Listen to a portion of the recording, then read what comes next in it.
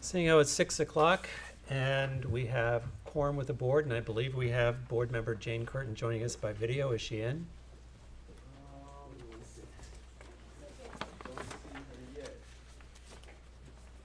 Well, seeing how as we have quorum, I'm going to move that we open the March 13th meeting of the Board of Architecture Review and Historic Preservation. Do I have a second? Second. All in favor? Aye. Hello, so we're open. Joining me are fellow board members Jeff Broadleaf and John Gregory, and I believe board member Jane will be joining us by Zoom, Jane Clare. Also on Zoom, we should have our planning director, Alex Wallach, and we're joined by counsel Alice Cooley. We have Tajay Anderson from the building department, and in the back we have all things audiovisual being run by Sage Certain, which we appreciate. There's Alex. So with that, let's move to the agenda. First thing on the agenda is we have two sets of minutes to approve, one from February 13th and one from the 27th. Let's start with February 13th. Board members, did you have a chance to review the minutes from February 13th? Yes. Any questions or comments? No. Then I'm going to move we accept the minutes from February 13th. Do I have a second? Second. All in favor? Aye. Second, did you have a chance to read the minutes from February 27th? Yep. Any questions or comments? Nope. Okay, then I'm going to move we accept the minutes from February 27th. Do I have a second? Second. All in favor? Aye. Next on the agenda is the written decision for 2 Gin Lane. Do you want to give us a recap? Alice? The owner applied for a certificate of appropriateness for the relocation of and exterior alterations to an existing dwelling. The board conducted 3 hearings on this application. The board was in favor of the design and found the relocation appropriate because the house had been previously relocated. The board had some feedback on some of the changes the applicant proposed, but ultimately found, after some changes, that the construction was appropriate for the historic district. Board members, you had a chance to read the written decision? Yep. Then I'm going to move that we accept the written decision, approve the written decision for 2 Gin Lane. Do I have a second? All in favor? Aye.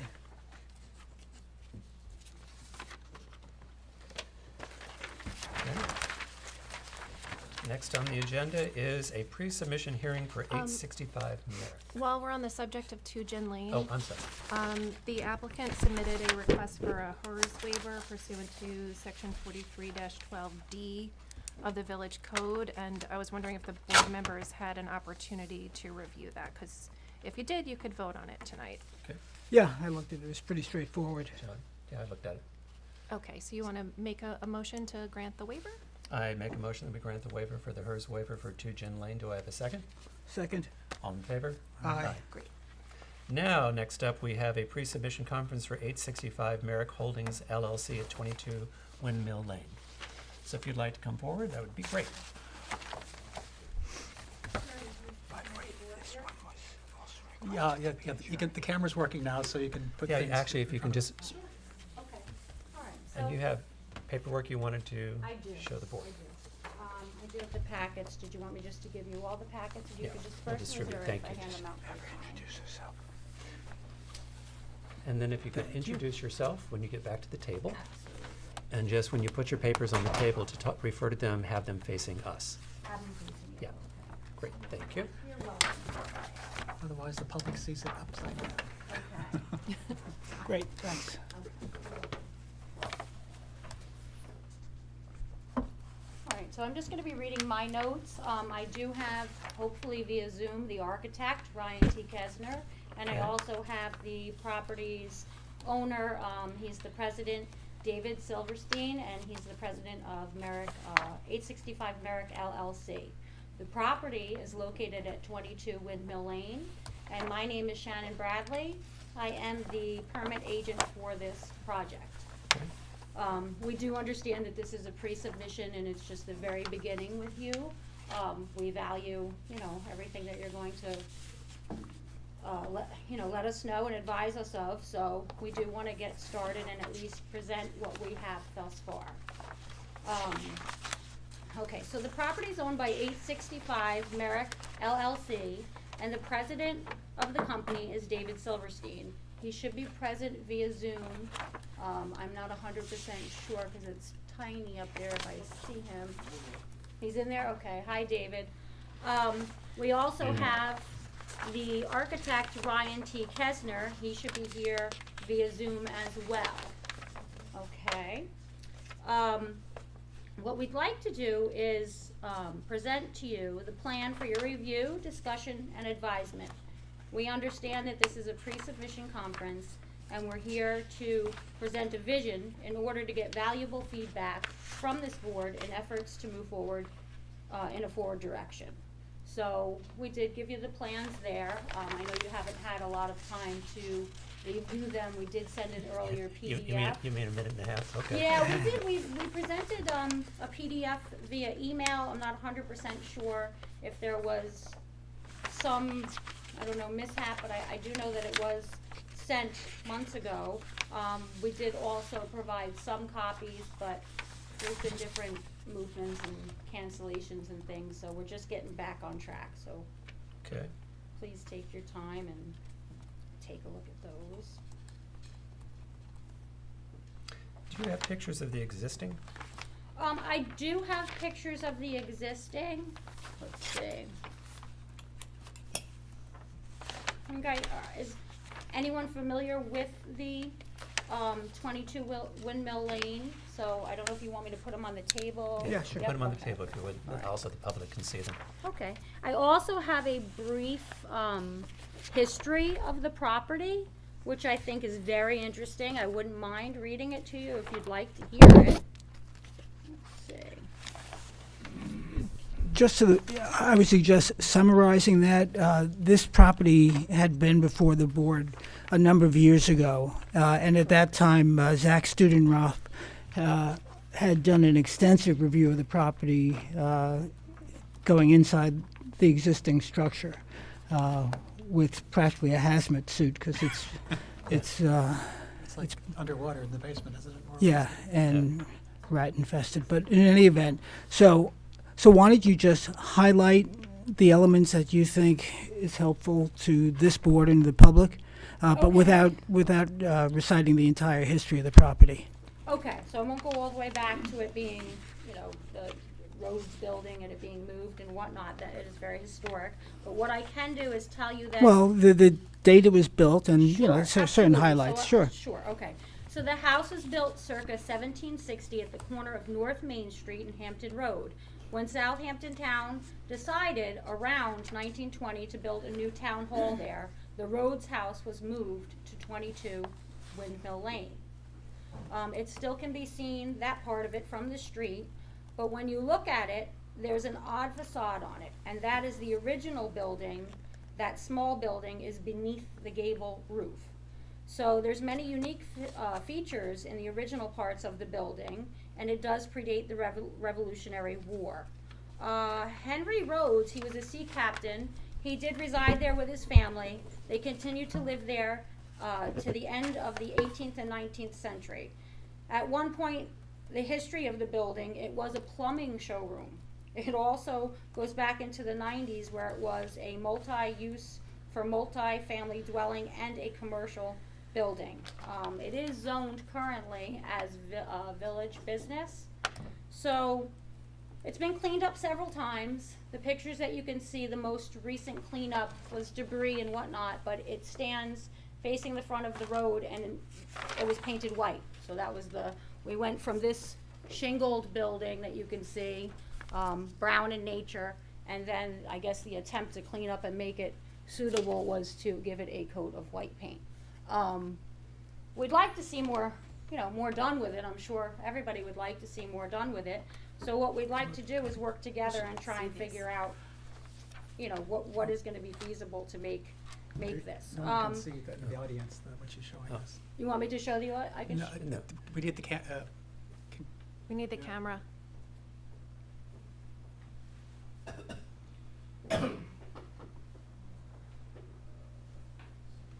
That's the camera. Maybe do I need to move it? No, you're fine. No, until I we- think they're good. It would be Okay. on the screen if we could Yeah. see it. Okay. See if we can get them fed.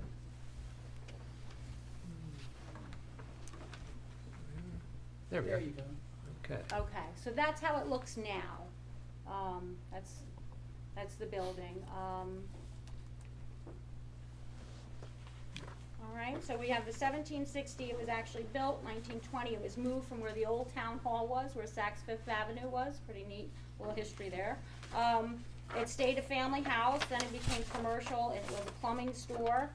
We do have now the interesting parts of it that the village has history of would be that, there's only been one permit application for construction, and there's been a ZBA application to make it a transient hotel.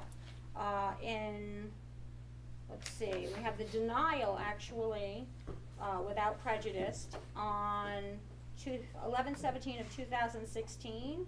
I don't believe there was enough information, and it's a lot to do with what you had said about the materials and it being old and how somebody would demolish it, and the nature of how that would take place, and then going forward what it would need for septic and. Was there in fact a denial, or was there no action? Because I thought that the fellow who was restoring it sort of disappeared after a while. I have, which came from a FOIL, the freedom, I came here and I Right, did a FOIL. but is it from the ZBA or is it from the Architectural Review Board? It says VB, Village Board, Ian DeFranz, That would, does that make it, no? And then it says 11/17 of 2016, denied without prejudice. but Can I see what from what land management board? Let's see, I can give you both, and then it has, so this was the actual denial, I think it was the, What is that? Needs Board of Trustees. so I can show you the front of the page, which it would be here, it's numbered, board action. Planning Board, So that was from the Yeah. planning, Board okay, of They denied Appeals, this hotel. Board of Architectural Review. and that was the request, I can read it, I can read it. Okay. All right, for the benefit of the board and maybe the public and maybe for you as well, some 3 or 4 years ago, a gentleman came in with grandiose plans to restore it. Zach was sent out. Like I said, he did a thorough review. What was discovered, among other things, was the original house, which you spoke of, sashes that date back to the original house, chimneys, and so there's definitely an historic aspect to the house. And then after, like I say, a few calls, the fellow sort of vanished. Now, for all I know, that's the person you bought it from. Perhaps he was involved, but I don't think it ever came to any resolution by this board one way or the other. Okay, it didn't look like it. Okay, so Okay. that is on the card of history that does lie with the village here. It also does give a few other, Roy Wines, did own it with his wife Violet. They had used it in '85 as a 6-unit multifamily residence. We also have, let's see, in 1991, it was also used as a multi-family residence. Then we have 22 Windmill Lane Property Incorporated of 1992. The CO was for a 6-unit multi-family residence. And then we have, I can't say the name, but it's Metriades, I'm sure you're familiar with Demetriades, that's what it is. Management company, which I think was the prior owner to the person that I'm here representing. And they also had a 6-unit multifamily. Those are all upstairs. They all had COs. The downstairs did have retail and commercial. And the interesting part about this piece is that it's not in a historic district, but yet everybody sees it as a historic house because of when it was built and whatnot. There's some interesting factors that because it was moved, Aren't it there, does aren't there some lose. interior aspects to this house also? Are there, I'm sorry? There's original paneling in that house. There's some interior aspects of this house I've heard discussed. I'm sure there is, but on the technical standpoint, just, if you move a building that's historic, it's no longer, So let me suggest Sure. this. Since this isn't a public hearing in which you have to make a case, there's a time for that. Right now, you want to solicit our thoughts on the property. Yes. So why don't we start looking at the architecture? I think it's recognized that it's an historic property, both by dint of its age, its location, and so on. And it So- was inventoried in 1979, Yeah. Okay. after it was moved, so. Okay, so Still then that, historic. it's not, definitely here for just to Okay. present. Right. Yeah, why don't we, let's move on to the architecture now. Okay, so the architecture are the plans that I had presented to you, and it is here for the camera. I have to defer to Ryan for any information or questions that you have in reference to the architecture of the building. And Ryan, if you're able to share your screen, the board will be able to see that. Good afternoon, ladies and gentlemen. Nice to see you again. Let me share my screen with you. Can you see my screen? Yes, thank you. Yep. Okay. So this is the building over on Windmill Lane, and I mean, it's absolutely dilapidated at this point. Our intention is to bring back this historic portion back to its former glory and remove these additions that just really cover it up. In addition, we're proposing to put a two-story addition back here for offices, something of that nature.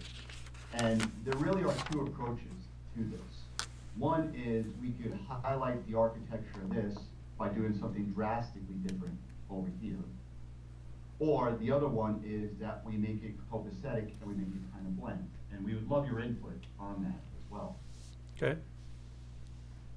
So, Can what you- we're proposing right now.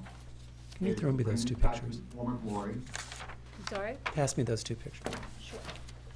Go ahead, sorry. No problem. Bring it back to its former glory with the windows and everything else. Obviously, we need to update some of the windows. They're broken, they're just not working and stuff like that. But we will do everything we can to preserve it in context with the error and all that other good stuff. Then our addition, we were considering trying to make a match here with the gables, the windows, textures, things of that nature.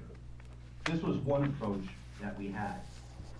The other approach that we had was showcasing this with something that doesn't match it, which would really bring out the beauty of this antique architecture, which just isn't around anymore. Where we could do something not too modern, but something that's definitely not of this era that can really bring it out. And I think that's really the best starting point, and I'd love to have the board's feedback on that. Let me ask a couple questions about the facade of what I'm looking at. What are you calling the original building? Are you, because when I look at, That's what's behind that. it's behind the second facade on the front of it? Yeah, that is an addition. That's an not addition. historic. So that's essentially, what we're currently seeing at street front is going to be removed to expose the original house. That's behind. That's right. It is. Right. Yes, Correct. correct. So if we're looking in plan, let me zoom into this for you. And we have enough historical reference, you've done the research that the door openings and window openings that you're showing here match original? Yes, they'll be in kind, they'll be in place. Wherever Okay, they are great. right now, we're gonna leave it. And whatever we can't find on the first floor, so for example, if we go to this elevation here, this is all covered up right now. Yep. Right. It's, So. Yeah, you gotta pull that So what's photo. original, we Currently, that is just can't historic, see. we're gonna bring right down here, and we'll line it up like the original house was there. Okay. All right, well, since this is a pre-submission, let's go ahead and ask for the opinion of the board. Let's start there, because I see what you're doing. John? Yeah, I think it's fantastic that you're going to restore the original structure. That's fantastic.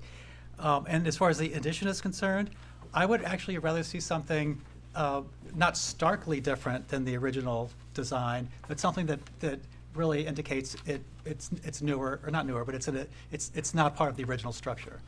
Okay. Somewhere actually between what you're showing here, all the windows and the breakups between it doesn't really work so much for me. I love the idea of the use of clapboard on the addition and maybe just continuing that some way Okay. in the extension with the right windows and ornamentation to make it look as though it's not part of the original structure. The one thing that's a sticking point for me, and maybe not for everyone else, is how that on the proposed west elevation, or the front elevation, the new part to the north that protrudes from the original structure. I believe that should be subservient to the original structure somehow. So when you're driving by, or the house, or not, the original structure presents itself as the focal point, and then what's behind that you're adding, to me is, we can be much more flexible in how it looks and the way it presents itself. Okay. That's my only comment. But what you've shown here for the original structure, I think it looks very, very nice. It's much appreciated, thank you. Okay, so, so yes, restoring the original house to its original condition is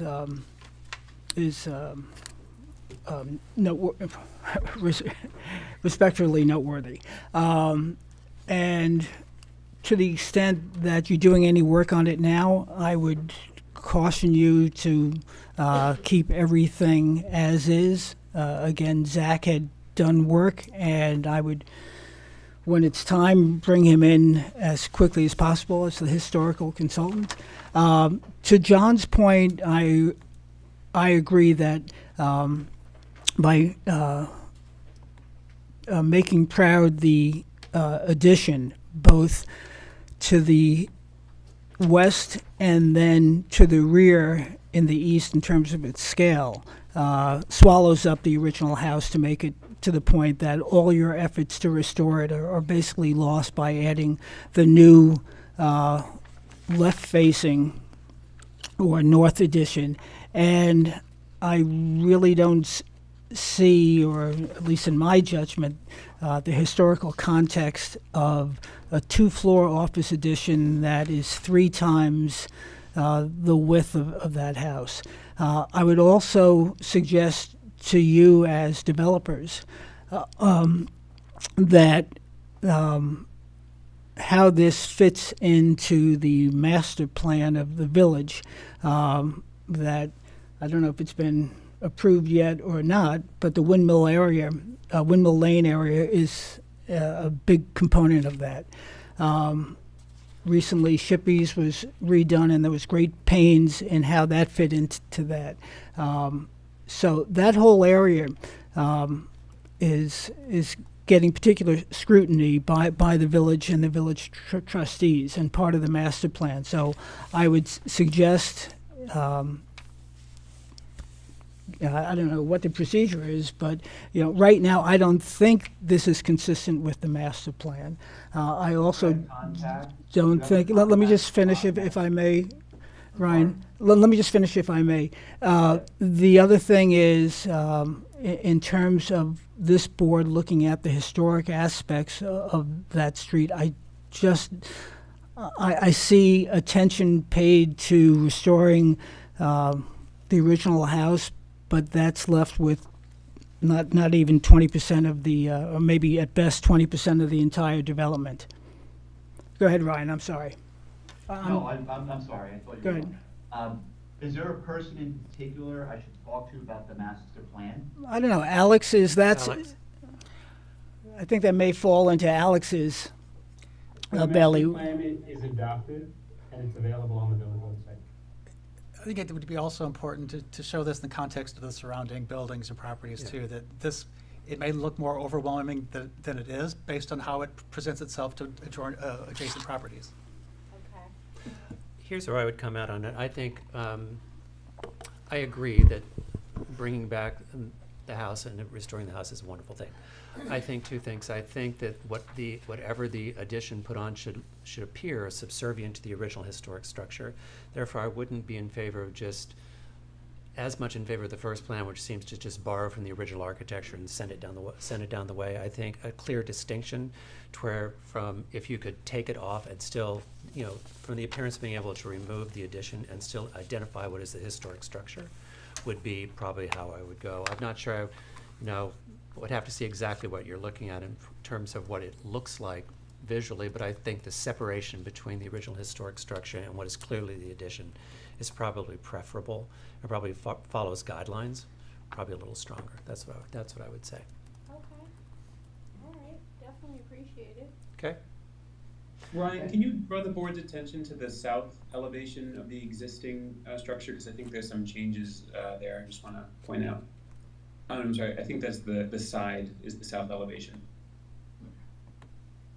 That's a south Well, elevation. we have two different options. This is the one where we're really making it stand out. And then this is the one where we're kind of making it blend in. So it sounds like, obviously this is way more modern than you guys would like, but we could certainly put this in context with the rest of the village and still make this stand out. I don't think that'll be a problem. To me, if you made whatever the addition is feel of its time versus borrowed history, I think would be a stronger representation for the village than trying to make it match the existing. And what you're saying is the elevation to the, I guess that's the north? That sets back, or that sets forward, actually. Yeah. So we could take this, we could pull it back. We can make that adjustment for you guys. Well, I think since this is a pre-submission, I think you sort of get the sense of what the board is feeling. Yes. Okay. Also, I might be careful about the large bank of windows on the first floor of the original structure, which wouldn't necessarily be in sync with the original design, right? Or, No, I would want that whatever the original historic structure is to Right. represent the original historic structure. and I not an seriously updated doubt those version. were original Yep. windows. Okay.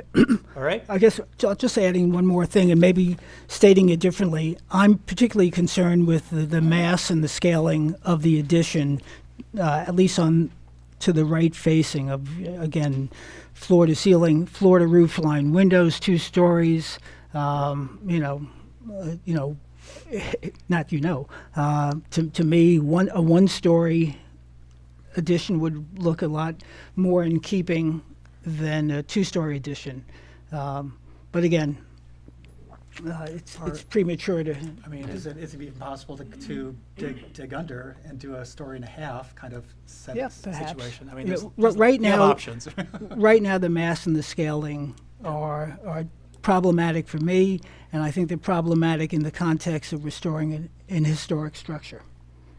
And it also could just, I respect your opinion greatly, and I think that, see. You don't have to, but I think you can you're- respect it, it doesn't I have think to I be see what you're greatly, saying, but. like, I think that you definitely want that to stand out, the historical building, but to also follow up with the addition to maybe, I mean, that looks like super modern added on to something that's historic, and maybe if you could come with a compromise, maybe we could find a way Maybe, with arches right. to keep a 2-story and maybe. And at some point, I would say when you come back with the real application, Right, streetscape would be a good idea to show us how it would appear from the street.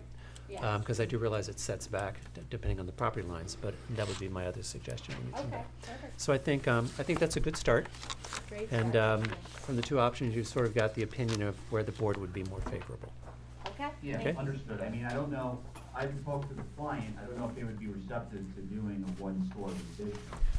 They do have- Well, this isn't- Well, But at this point, you've heard sorry. what we've had to say, so take the Yeah. comments for what they're worth, Okay, sure. and talk to the client, and then come back to us with Gentlemen, an if I application. can just add, look, this site is extremely challenging on a lot of fronts. Economically, to restore this house, there's been a suggestion that it should be demolished. We're trying to preserve it, but in order to preserve it, we need to figure out a way to make it commercially viable. I hear you. Our mass and scale is done in respect to the new village master plan. That's something that we'll, certainly speak to Mr. Wallach about.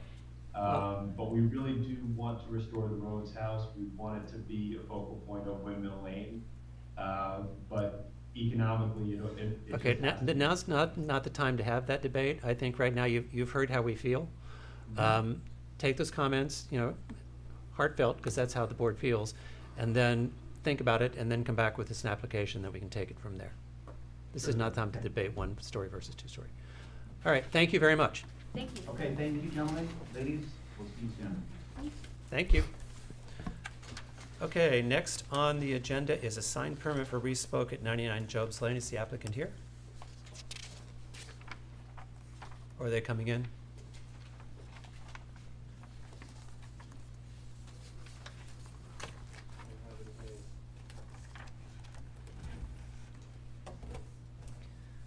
Do you want a second call it? Yep, we'll second call it. All right, I believe this has been in front of the sign committee, right?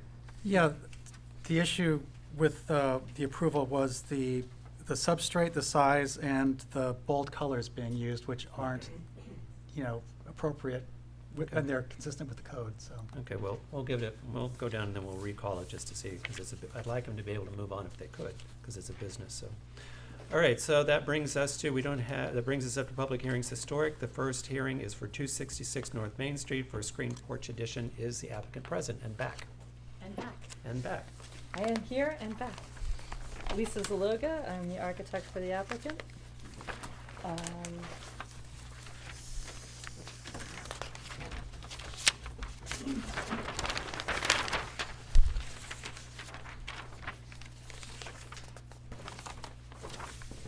Great.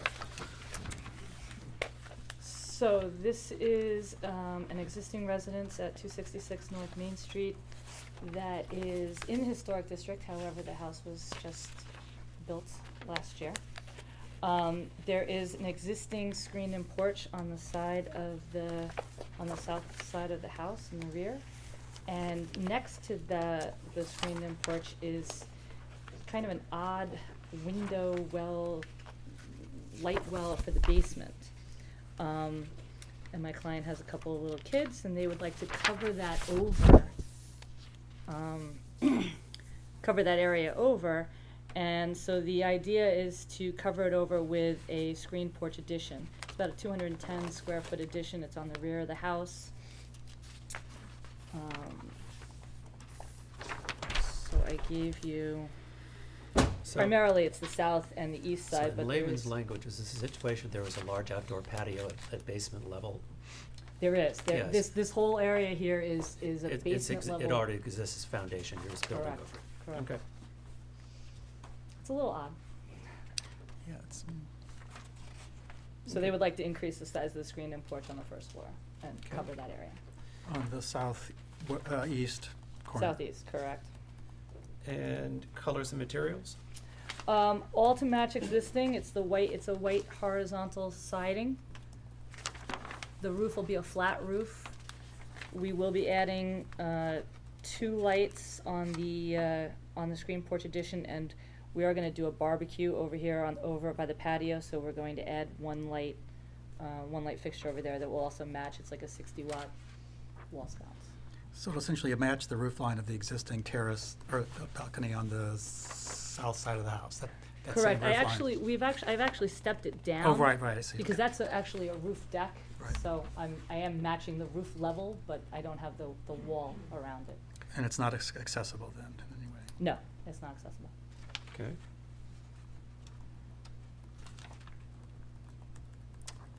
John?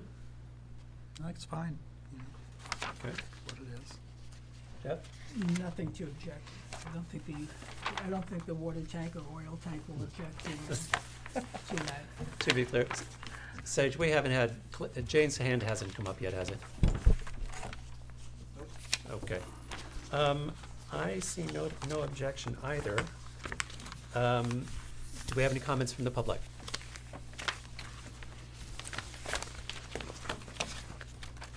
Nothing? Okay. So then I'm gonna move that we close the record for written decision for Eric and Colleen Tangeloff at 266 North Main Street for a screened-in porch addition. Do I have a second? Second. All in favor? Aye. Aye. There you go. Thank you, sir. Okay. Next on the agenda is 242 South Main Street LLC, and they've requested an adjournment to March 27th, so I move we accept the applicant's request for adjournment to March 22nd. Do I have a second? Second? All in favor? March 27th? March 27th What's is the next meeting. Yeah. All in favor? Aye. Aye. Great.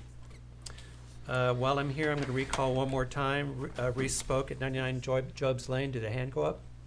Anybody come up? I'm gonna try calling Okay, thank you. I try to help the businesses here. Yep. Okay, then we move on to new matters. The next new matter we have is 288 Halsey Neck Lane, and they've requested an adjournment to April the 10th, so I'm going to, We have to take jurisdiction on that, okay? and I emailed the applicant's attorney to see if they could get me a proper affidavit, and I haven't heard back yet, so maybe we could second call that one, because we can't do an adjournment without taking jurisdiction. Okay. So next up is 783 Hill Street for the demolition of existing dwelling, Woodhall LLC, and I know the applicant's here. Good evening, everyone. Evening, John. John Bennett for the applicant. Nice to be here. We have affidavits on this one. Who are the originals? Thanks. Okay. Always a pause. We will need the folder. So this, I think this is the first time you're seeing it, so I'm just trying to get you familiar with it. Generally, the property is currently, it's improved, I should say, by two residences on the one property. And the northerly existing residence is in extremely poor condition. In fact, the property owner received notice from the village. It should have been in a file, but if we didn't file it, I'll just give everyone copies of it. We received notice from the village. Thank you.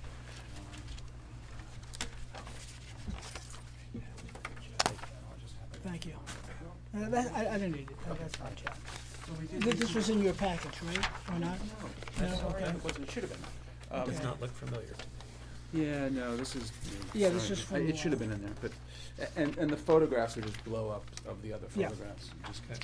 But both back in, I guess, back in May of 2018, Dean McNamara said, "What's going on with this? It has to come down." I thought maybe from Oh, May, okay. she wanted. I have two of them.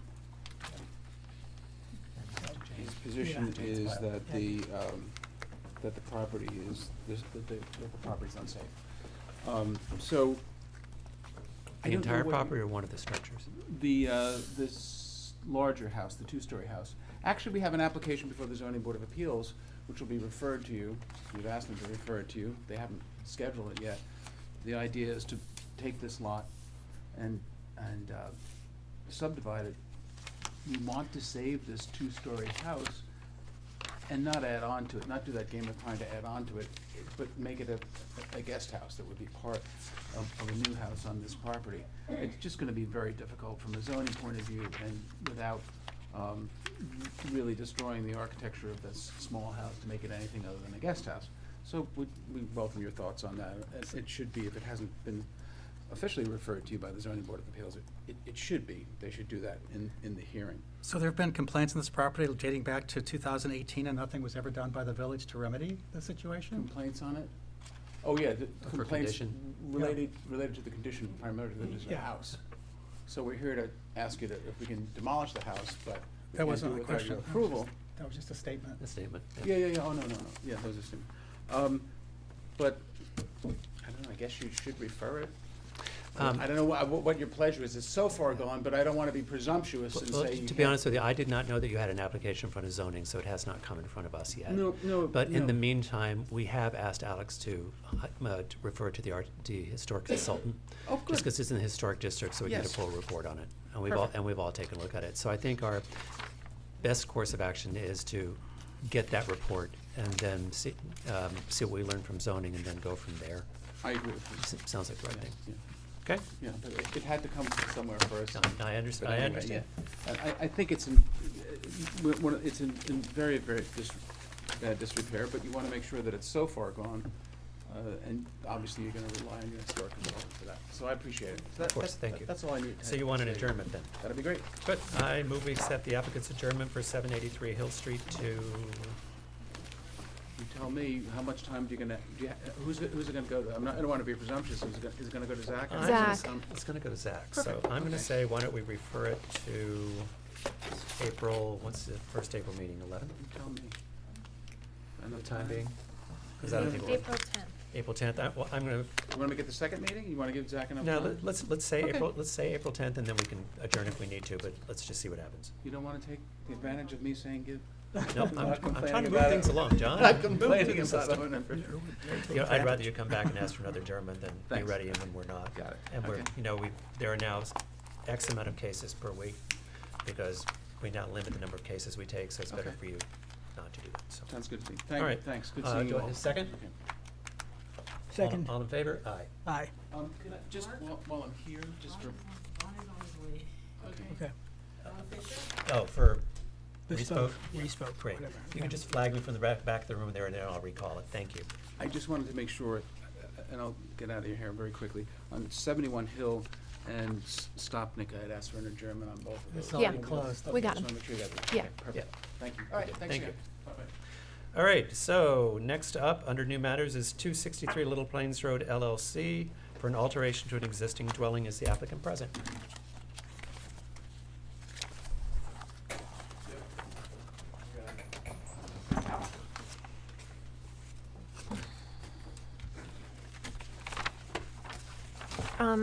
We have an affidavit here, issue here too. Okay. When they come here, we'll ask them where they are.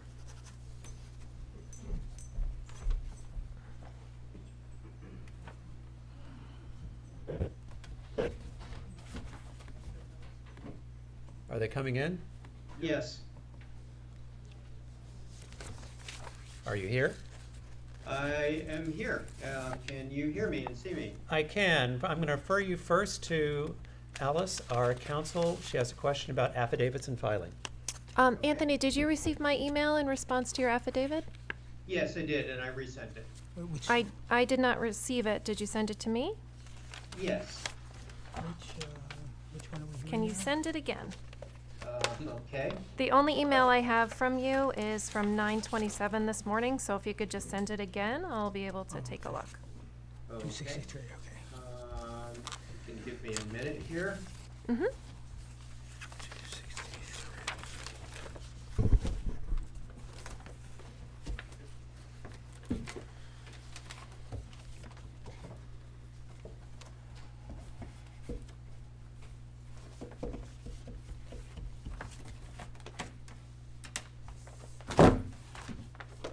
Okay, I just sent it. Alrighty. Is that acceptable, Alice? Well, once I receive it and look at it, it will be.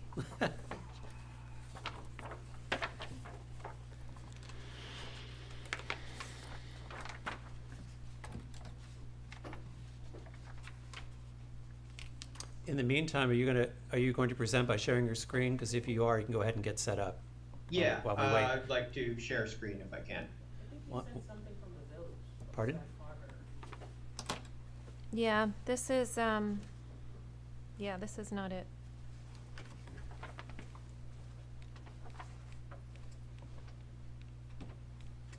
Um,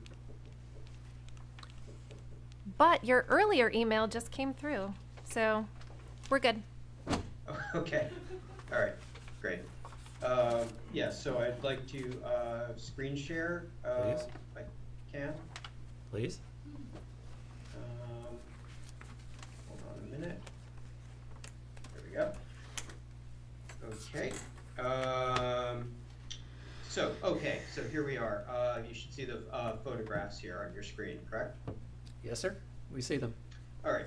So this house right now is on, this is 263 Little Plains Road.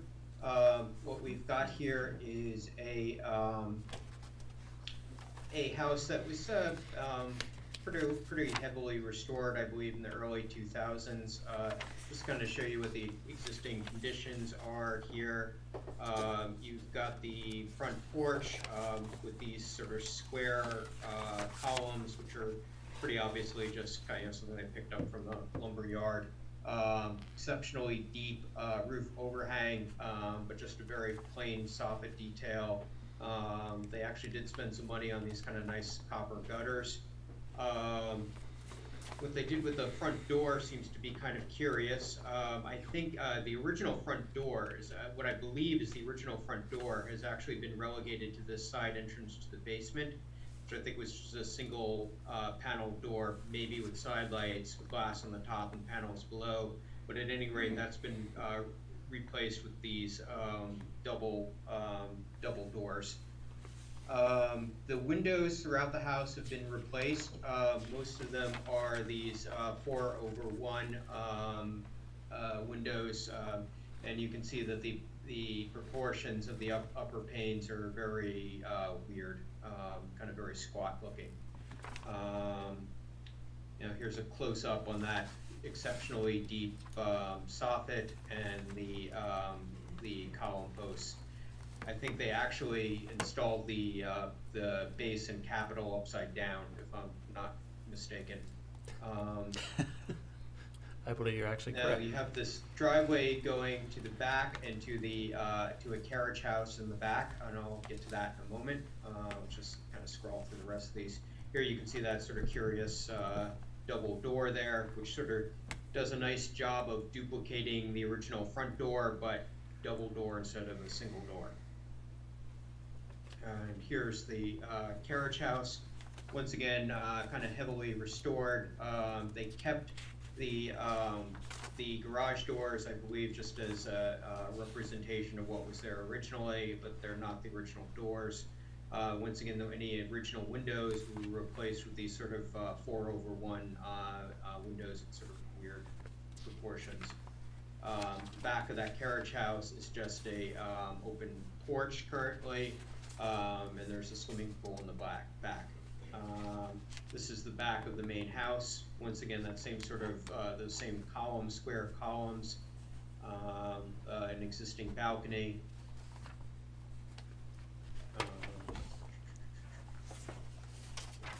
Is the end of my photographs here. Yeah, from the street here, you can see this is the property here. There's an exceptionally tall hedge.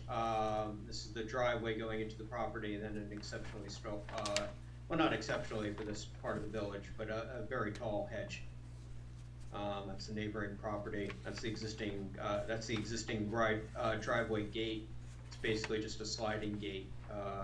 Slides in one direction.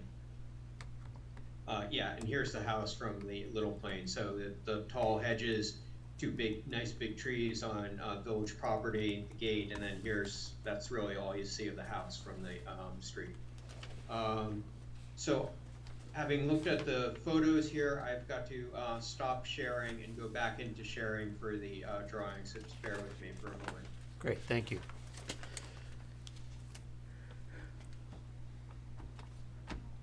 Find them here. I think this is it. Yeah, here we go. Okay. So you can see the elevations for the house here. You know what? I'm going to go quickly to A5 here just so you. It's probably better to just refer to this in your file, but just to kind of show the difference between the main what's existing and what we're proposing for both structures. But the basic idea here is that for both the main house and the carriage house, we're not proposing any changes whatsoever to the footprint. We're not proposing any changes to the building envelope at all. Really, all we're doing is just trying to give it both structures a cosmetic makeover. So what we're proposing to do on the front here is take out the double front door, replace it with a single 3-foot door with side lights, which we believe is probably closer to what was there originally. Replace all the window sashes on the house, so instead of being that sort of awkwardly proportioned 2/1 situation, it'll be a 6/1 situation. And then I'm going to go to A4 here, just kind of showing you what we want to do with the, I'm going to zoom into A3 here first. Kind of working with the, taking out the existing, the facing of the existing columns, keeping the same structure, but redoing the way they would look from the outside, so that instead of being these sort of square columns with the panel, basically making them more of a sort of craftsman style look, with sitting on a pier with a tapered post, a very simple capital, and then where we have this very deep but very plain soffit, adding some brackets to that. So you'll see the detailing on that on A4. You see this sort of slightly tapered post, wrapping the bottom, the base of the column in a base, the deep soffit here, and then adding these brackets to that soffit. I think I have them at 2 foot on center and keeping the copper gutter. Going on to the house here, once again, just purely aesthetic changes here. Changing the garage doors, replacing the windows here. In this case, we're actually not just replacing the sashes, we're replacing the windows, the window jambs as well, just sort of slightly larger windows on the second floor, but also this sort of 6/1 look. And then in the back, what we're going to do is enclose that, what is now currently that open back porch with casement windows and patio doors. But once again, no changes to the height, no changes to the footprint or envelope of the structure either. Once again on C3, if you care to look at it, it's I've got my trim details and whatnot. Going on to the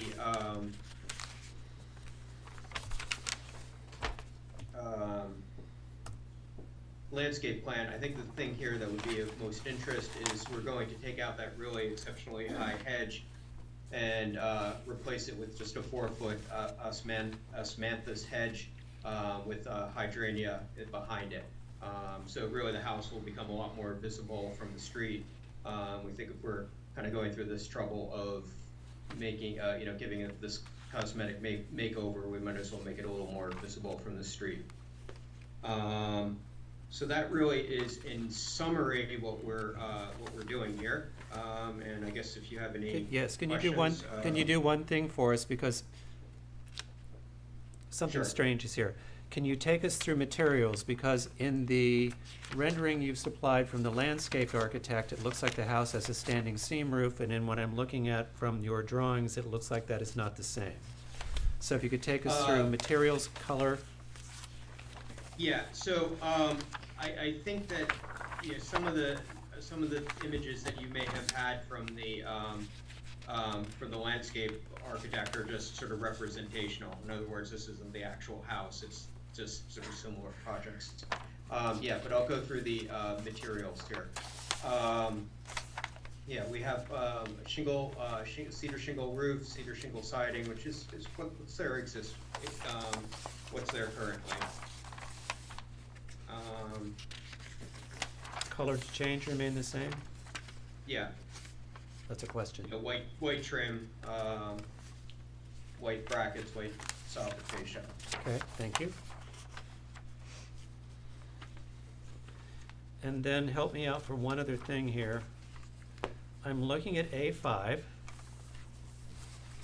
where I do not see brackets under the eave of the roof. I see them only as proposed under the roof, over the porch, over the first story roof. But on page A3, Okay. they come back. Yep. Okay, that's a good catch.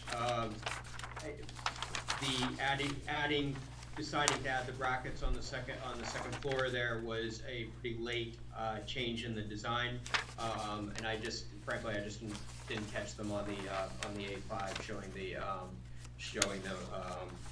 existing versus the proposed. But A3 is correct in that respect, in that we're going to do the brackets on the second floor as well. Okay. And one more question before I turn it over to everybody. On the garage, what do we understand about the build date of that garage? Honestly, I would have no idea. I mean, on both structures, there's very little, at least visible from the outside of original material to get a sense of that.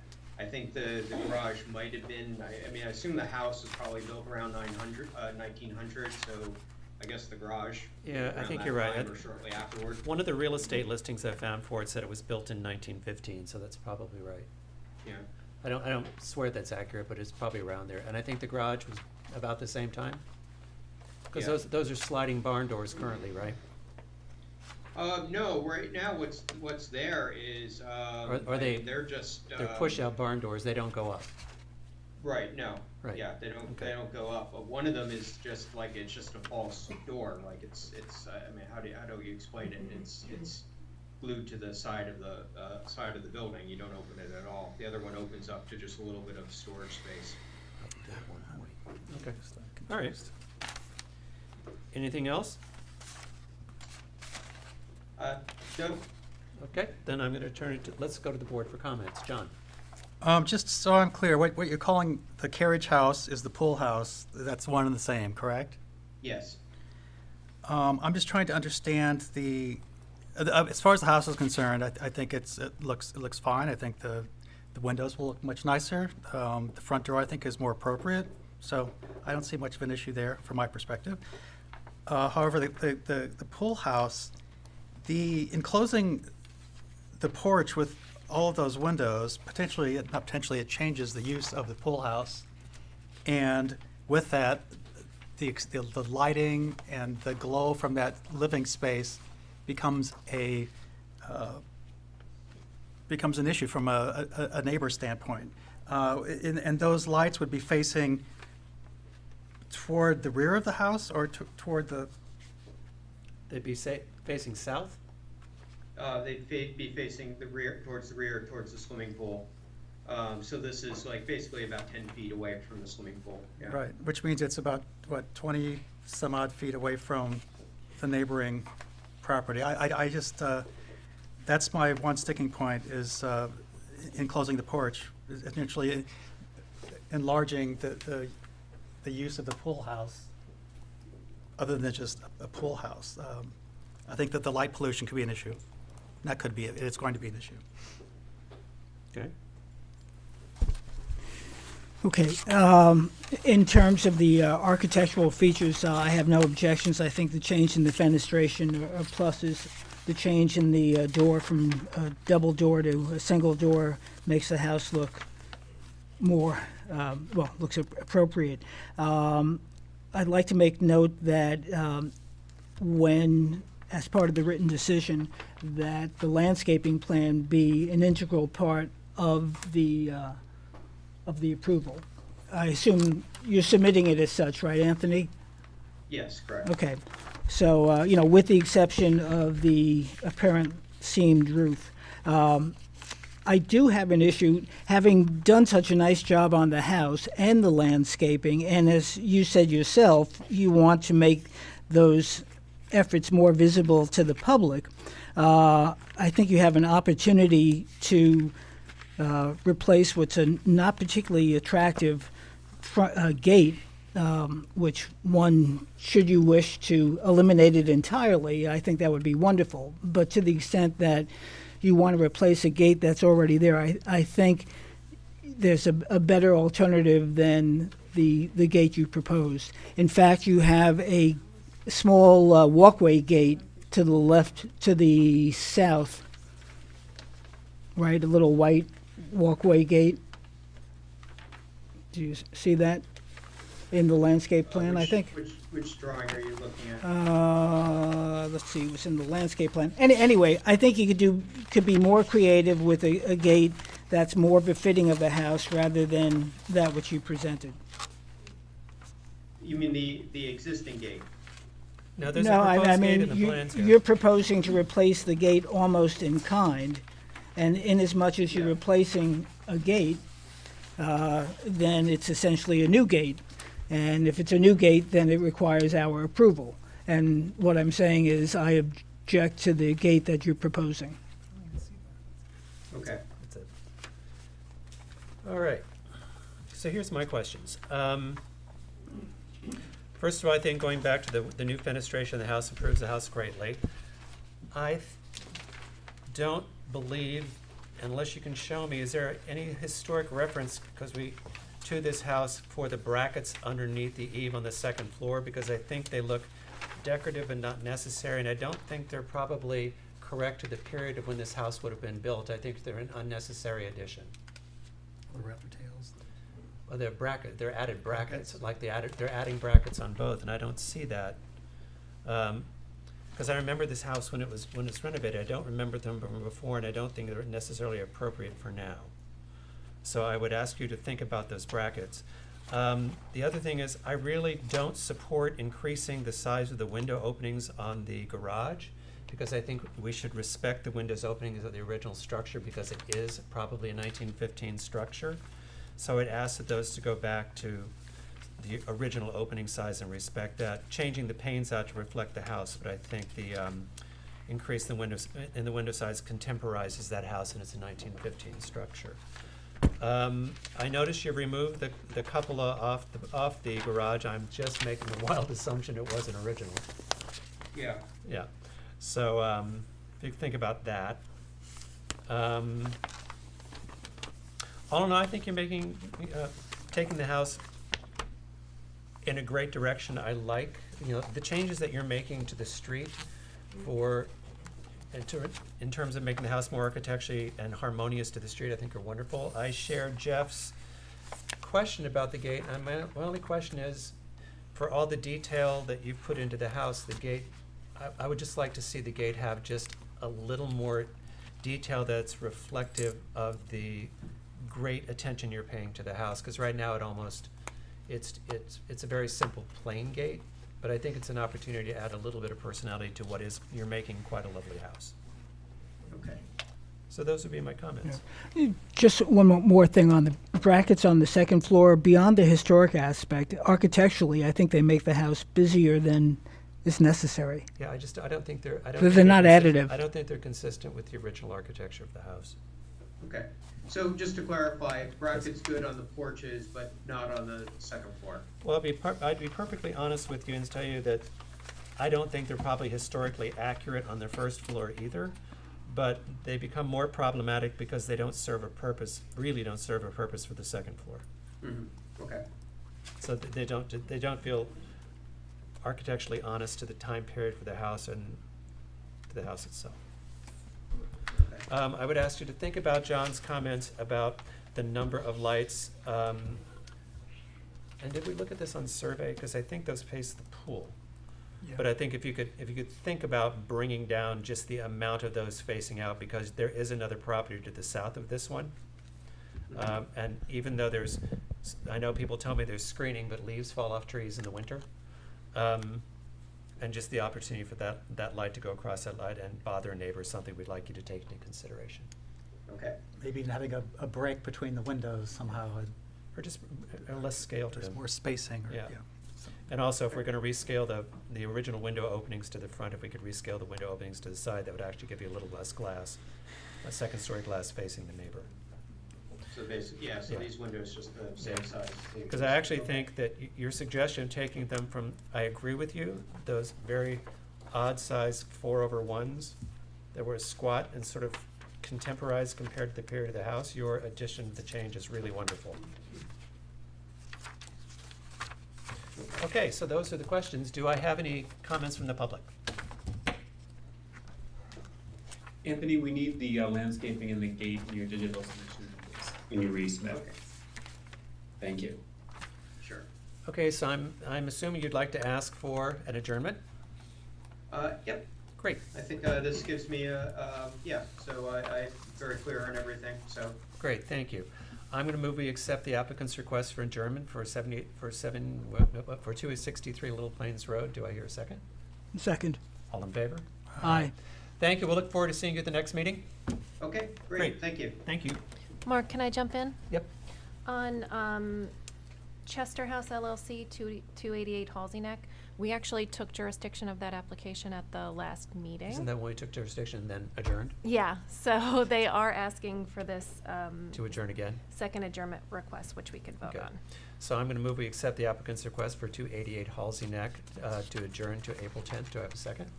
Second. All in Sorry, favor? John. Aye. Aye. Okay, and I'm going to jump in again. Ron Fisher is here on the Ron re-spoke. sign. Great. Then I'm going to recall 99 Jones Lane re-spoke. I hear the applicant's here. Welcome.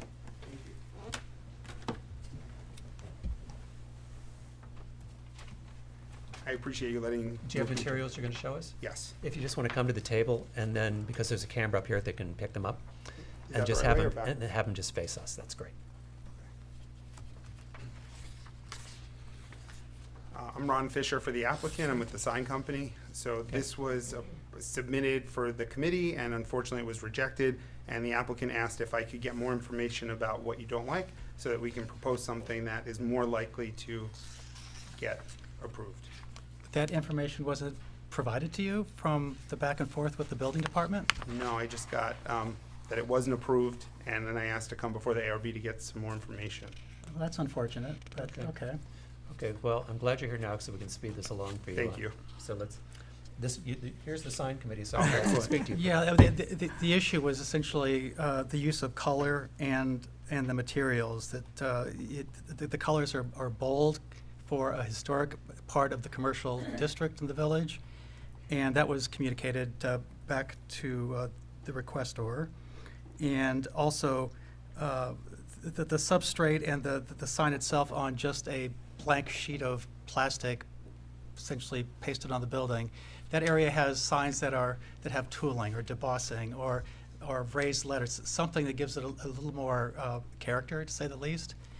So the sign, for instance, if they reduced the font size, maybe change the colors from hot pink and an orange to a gray tone or something to make the letters stand out, and maybe raise the letters, something to just make it a little more special and appropriate.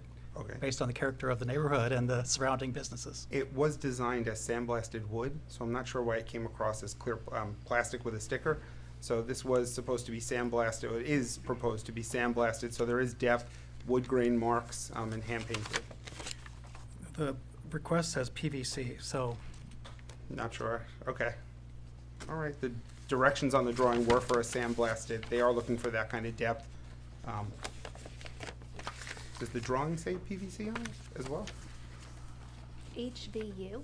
HVU is the high-density foam, but it can easily be changed to wood. well, that's essentially, yeah, well, that's not wood, so. Well, it's sandblasted, so once it's painted, it kind of looks the same. It just holds up better in the weather here. I think something I guess- a little more substantial and. Yeah, the problem is said digitally printed vinyl.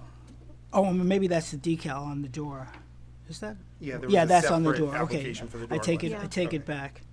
Yeah, HVO. Yeah, whatever that is. So, but the sandblasting doesn't impact the color. The color is still the color. The color is branding with their other locations, so they were hoping that you would consider that if they went with the more ornate design and the sandblasting. If the sandblasting and the character that would provide, I think is acceptable on wood or a wood substrate.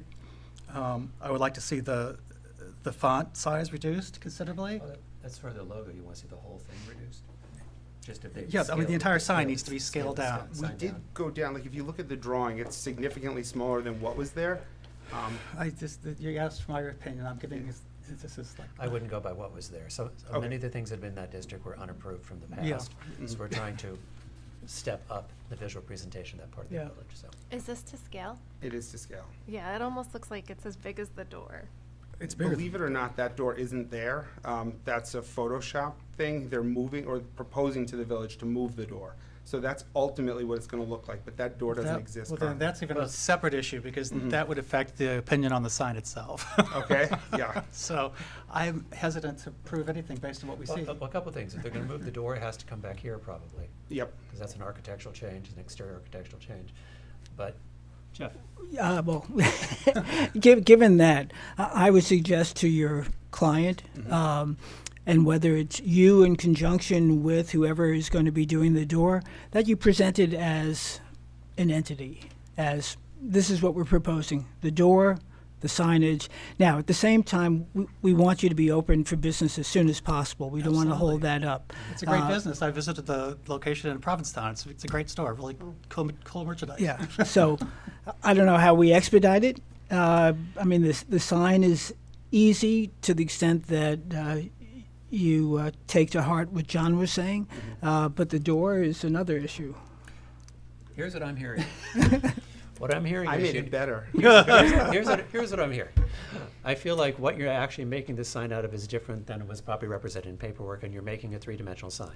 Out of a I'm wood hearing- material that's painted. And I'm hearing my board members tell you the scale of that over what they're currently showing is the scale of the door feels too large. Can handle But that. I'm also hearing that The door's what you're not- actually showing us is not actually what it looks like. So in order to speed this along, what I'm gonna request is if you can scale it down and get us a picture from there, Mhm. bring it back to scale and take it back to the sign committee. Okay. It doesn't need to come back to Resubmit the it back to full the sign board. committee. Okay. It never did, actually. Well, their big thing was the color. So would you be open to the color if it was painted wood, sandblasted, or you're no on the color? A lot of the signs in that area are unapproved signs that have bold, brilliant colors that are not part of the code. I mean, the code actually says subdued tones of browns and tans. So, it obviously is not consistent with the board or the policy itself, the sign policy. To the degree of, I mean, can they tone down? I know what they want to keep with their color palette, but can they tone down the color in some way to make it less bold? I mean, I can suggest that, of course. Would you allow the two-color background? oh yeah, if for it's sure. toned down and that's a tan and not There are maroon? plenty. Yeah, absolutely, absolutely. Okay. That's not the problem at all. Okay, Yeah. that's enough. Feedback. Thank you. I can. And I think You'll that raise them on that. wherever the door sits, the sign should be more look, proportional to the door. You're a new business, and we're very glad you're opening. So we can speed this along is if you just want to bring it back to the sign committee. It doesn't have to come back in front of the full board. Sounds See if great. we- see if we- Perfect. See if we can help you get this done quickly. Okay, thank you, gentlemen. I appreciate it. Thank you. Thanks. All right, so now we are up to 75 Main Street for exterior alteration to paint front doors. And I think we need, Alice, you have an update on this application. Yes, so, we don't have proper affidavits on this, but since this is such a minor application and the board doesn't actually need to have a public hearing on it, the board could decide to hear this tonight and decide on it without having a public hearing. It's just not necessary. And just so the public knows, this was a last-minute request, but again, it's a business here in Southampton, 75 Main Street, a restaurant. And it's a very simple request to change a paint color. So, but because it is on Main Street, I asked for it to come in front of the full board for comment. So that's why we're here. So go ahead, Frank. So if you'll introduce yourself. I'm Frank DeVito, 60 Little Plains, representing 75 Main. Okay. So what we're looking to do is change the brown fenestration. I think you have a picture on file. They put a photograph in, Yeah. I had that. and we're Frank, just looking do me a to go favor. white. Put this on the table and face me so they can pick it up by camera.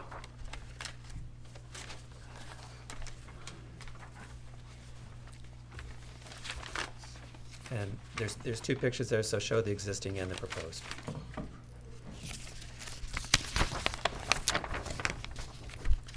These are both, yep.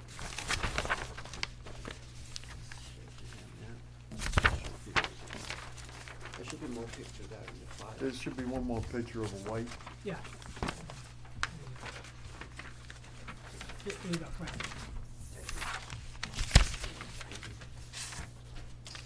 Yeah, that's.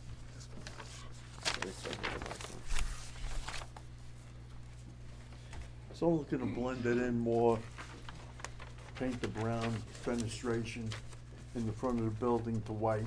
Matches the upstairs fenestration, will match everything. So the white on the building is, this, the 9010 is the building color. And then we're going with a 9003, a little starker white to match more the fenestration and trim on the building. So we'd like the board's approval to go So ahead the with color. doors, The doors are existing brown. yeah, but what you're showing me is the doors themselves are gonna be one tone off from the trim white? Correct. Okay. So, no, the building is this color white. This is gonna match, the trim and the doors are gonna be all the same color. Okay. Which just has a little bit more of a yellow Yeah. tinge. Does it have a name? RAL 9010, Manufacturer? Benjamin Moore. Thank you.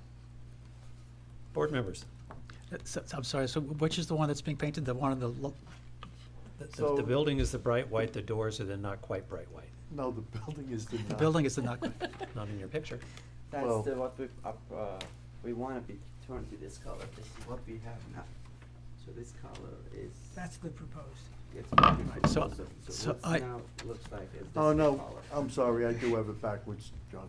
So it In is, your picture, the building is whiter than the the painting. of building doors. is whiter. We're going with the off-white on the fenestration.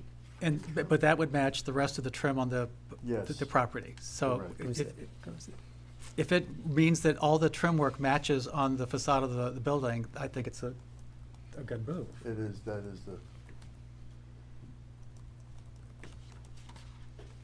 Jeff? I have no objections. I'm just, when I look at the, call me crazy, when I look at the picture, the shutters, which is trim, are the same color as the building, or is that just the photograph? This is exactly what we have now. But That the- has to be let's see the painted. shutter. These are all white already. But We what, never what, touched but, them. they're These both are- whites, but which white? What we are proposing shutters is are the gonna one be- exactly the- That's what I said. So you're gonna paint the shutters? Correct. correct. Oh, okay. And why not paint the door to match the new color? Or they said that. The doors are gonna be the new color. Oh, it's gonna- The okay. windows, the trim, the shutters. Got it. We're all gonna be the same color. The building, the stucco on the building's just gonna be painted to stark white. Okay, John? No objections? Okay, I have no objection, good luck. Thank you. Do we have to vote? We need Control a written sample? decision, and we Okay, also oh, need a vote.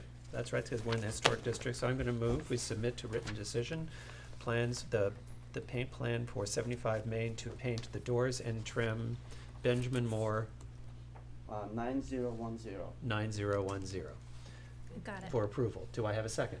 Second. All in favor? Aye. Thank you. There you go. Mark, you need these? No.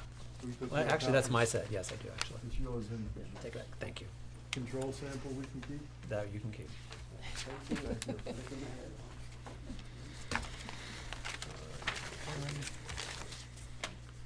All right, so now we're moving to public hearings, non-historic carryover matters. The first up is 71 Hill Street LLC for the demolition of existing commercial building. That has been request to adjourn to April 10th, which I believe we did in the last meeting, correct?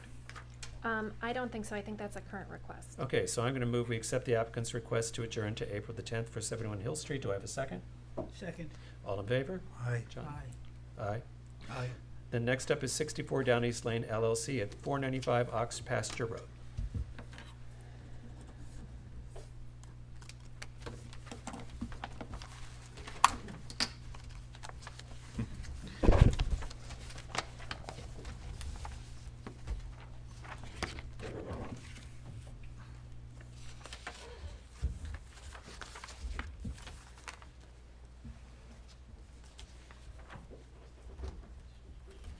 So we are Tim Grenning, John Larmore, Martin Architects, Great, presenting again for 185 Ox Pasture. okay.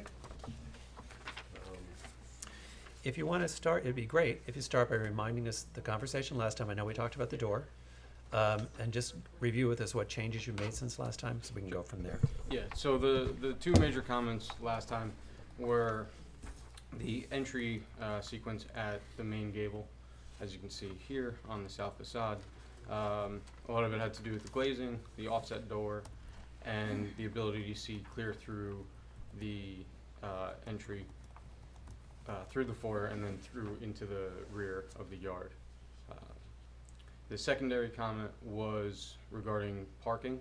That was on the south portion of the property, making it appear a bit more commercial. That comment was also applied to the entry.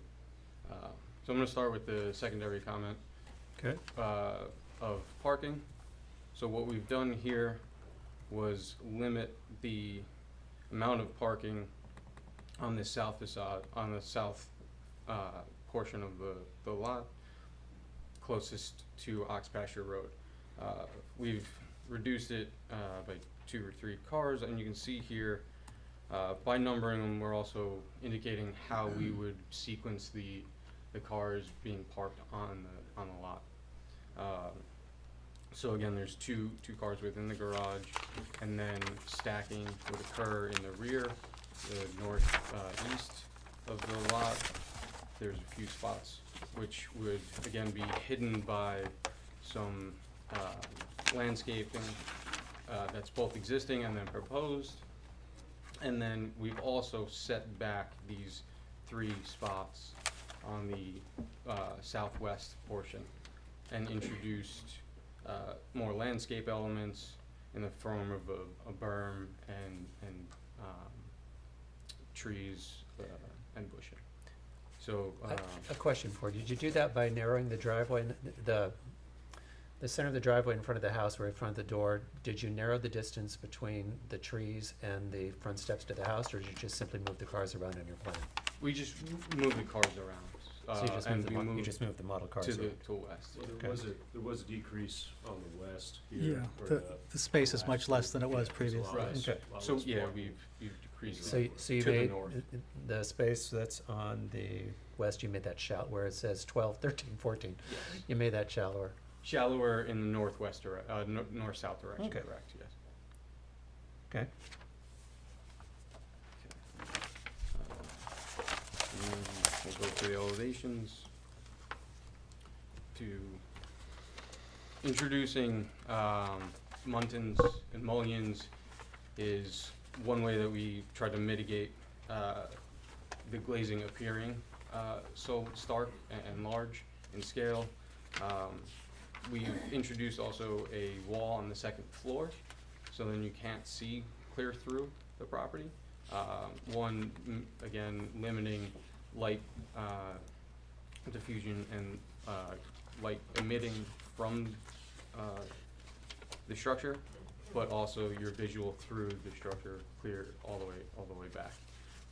Then what we've done is introduce a double door at the entry with side lights that are again broken with muntins to again limit that clear visual through and the feeling of a commercial space.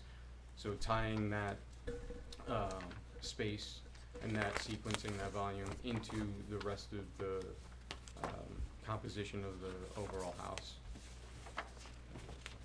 which that same effect was applied to the north, which is the rear view of the house.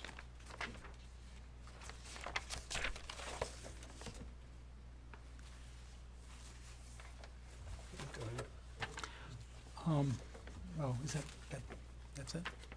Are So you again, these renderings just reiterate the points of But I should be how- referring to the plans stamped March 9th, correct? Yes. Okay. The windows are different. Yes. The windows and the front door material is wood or solid? Well, everything's still wood, yes. It's all Right. still cedar as a materiality. Yeah, as we left at the last meeting, I think the biggest issue, or the big issue, was the big second baby. floor window, the view through, and the parking. The parking's been addressed. Yep. But you've changed the windows, which everyone, I think, seemed to like. The So one reason for that But would, yeah. So I think that's an issue for me. That's, I want to revert to those windows. In addition, the plate glass window look just, I think, it's commercial, and it just doesn't look like a residential building to me. And I still feel the same way about the big windows over the entrance. I mean, you haven't changed anything from the exterior, other than putting a wall behind what is actually still a window, a full window. I would much rather see the side lights remain on that second floor, and the middle section filled in with in the same way you've treated the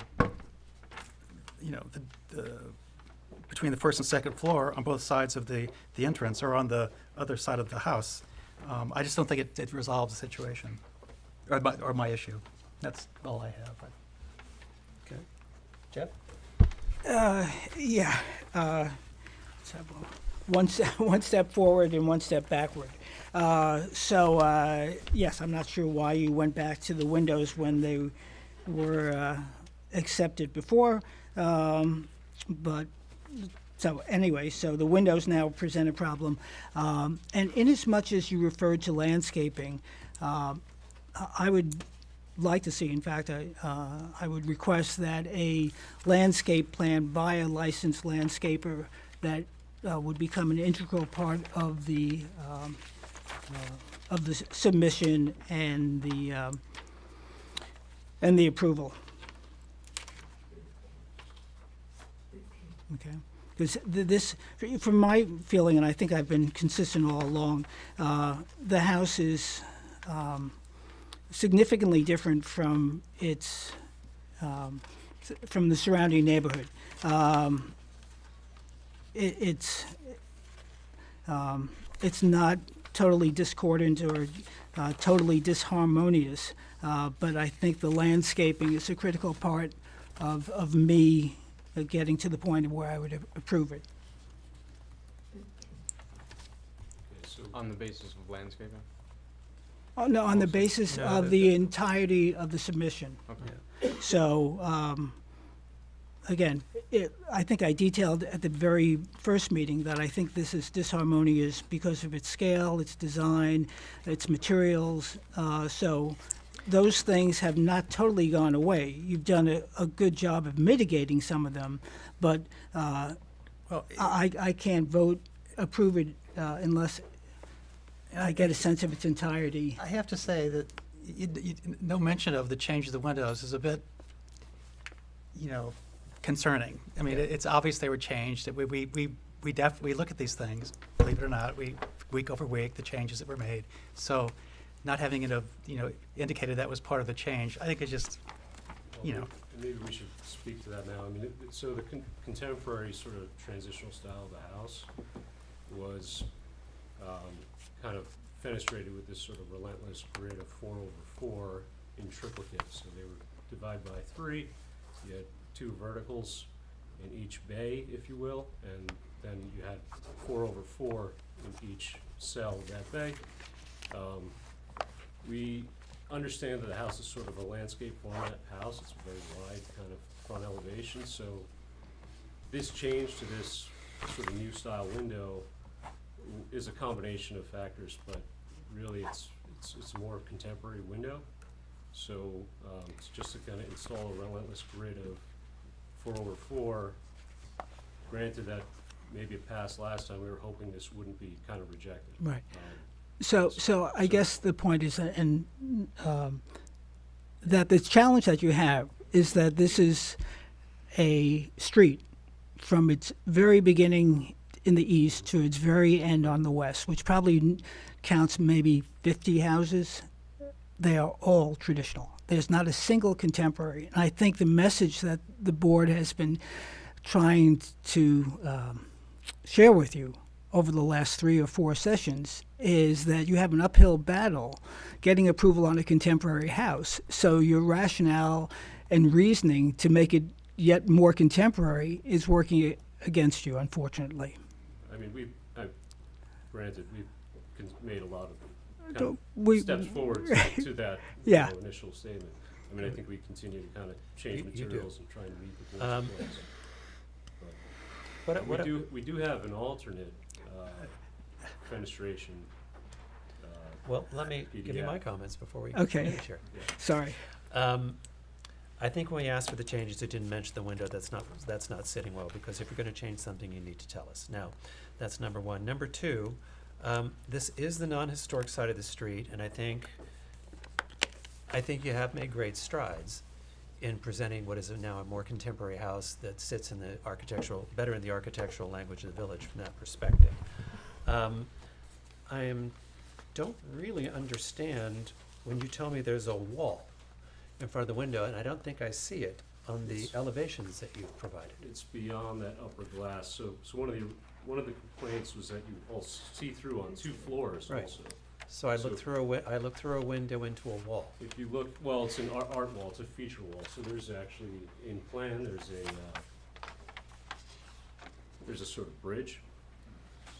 So that Here. feature, but wait a minute, if you're saying those feature walls are the bridge, then there is an open to below ceiling that goes between that quote-unquote feature wall and the front door, which is approximately 12 feet deep.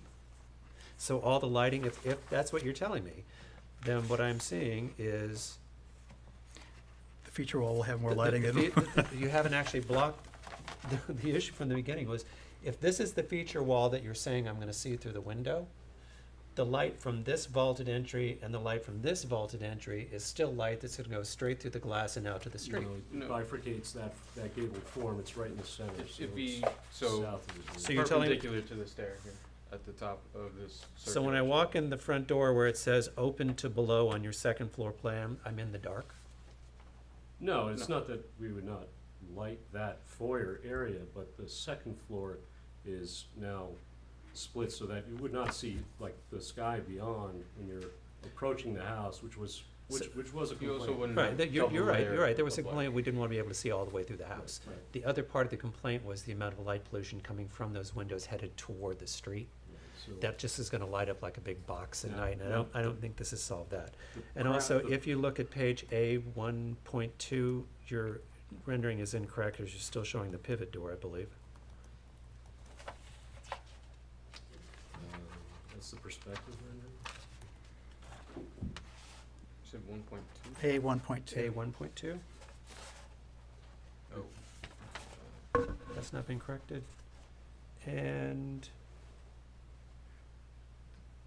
That glazing is set back about, 3 feet, so it's not, the glazing is not at the face of the building in a way. no, I see that. So it's not, kind of, And I Shedding light. actually think the prow of the building is kind of interesting, because it's sort of built on a classic form, it's kind of interesting.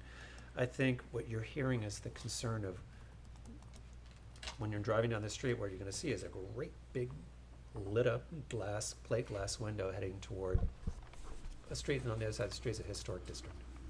So I think, and that we've been pretty clear from the beginning. I do understand how the feature wall is blocking the clear through, which actually is a great improvement. So I think what we're down now to is addressing the concerns about the second floor light pollution, and I think we're hearing that the board members seem to appreciate the fenestration that was sort of presented last time. I think is what you're hearing, but you have cured the two problems of the pivot door and the gaping moss see through the house problem, so. And the parking. And the parking, so I feel like we're almost there. can we look at alternate in 10 seconds' time, or? Of course. is that- yeah. Of course, All right, thank you. and then we'll ask for public comment. So this is a fenestration scheme that actually is the previous scheme, but removes one horizontal. I don't know if we have the perspectives. So there was one additional horizontal at the lower third of each of these bays, and just that single line was removed. So it adds actually a sort of verticality to the house, and the division is sort of pretty elegant, we feel. I mean, it was a little bit of a contest within our office which one to present. So I don't know if this has any kind of merit in the presentation, but. Okay. John?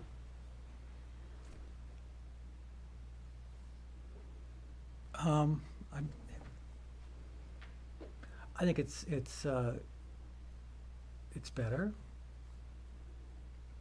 I mean, I like the way at least the windows are broken up a bit rather than the, big plate glass windows. But is it a winner chicken dinner just in general? Jeff?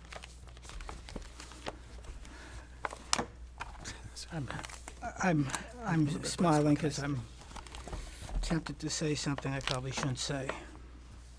And don't. Alice is telling me don't. The current wisdom would be. Yes. Okay. So so this is a compromise between the windows that were okay last time with the muttons. With windows that Correct. are less okay. With ones that are less okay. No, I don't know.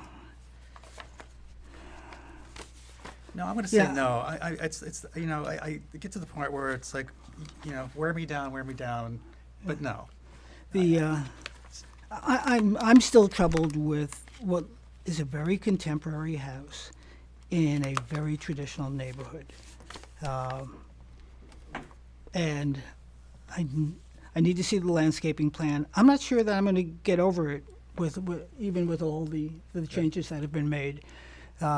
You've given yourself and your client, who I assume is a developer, not that that matters, but they're working with a clean slate, and so you've chosen a path. You could have built a traditional house, but you've chosen to do this, and now this is your fourth meeting, I think, with us, and the time it's consumed, and it looks like there'll be probably another meeting or two. I've said my piece. Okay. About the fenestration, about the landscaping, and how I will view it in its entirety. And again, I think I've made it clear in terms of style, design, scale, massing, materials, that it's not, in my mind, harmonious. And we've been consistent with that from day one.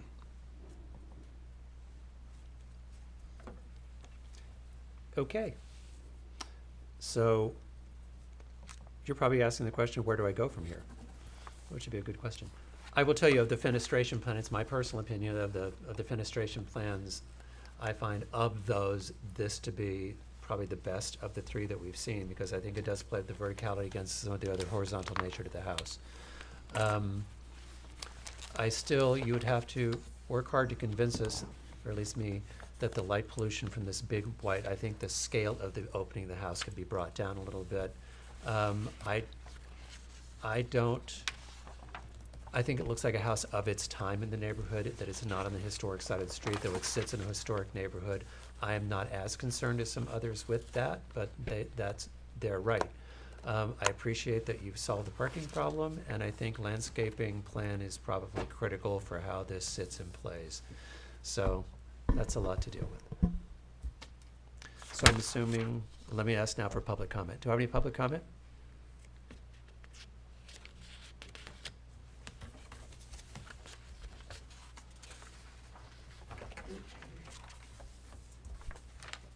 Nothing? Okay. So I'm going to assume that you would like to ask for an adjournment. Okay. So I am going to move that we accept the applicant's request for an adjournment for 495 Ox Pasture Road to the next meeting, which is April the 10th. Do I have a second? No, March 27th. Do I have a second? Second. All in favor? Aye. Thank you.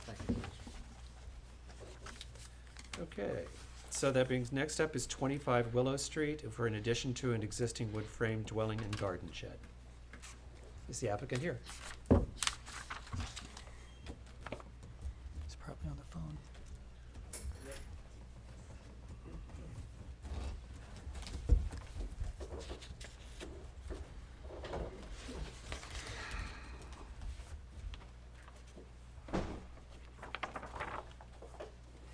Are they coming in? Yep. Great. I'm here, I believe. I believe we hear you. Don't see you yet, but we hear you. We said There you go. bad backlighting. There you go. That is bad backlighting. Okay. I'm gonna make some changes here. Give me 1 second, please.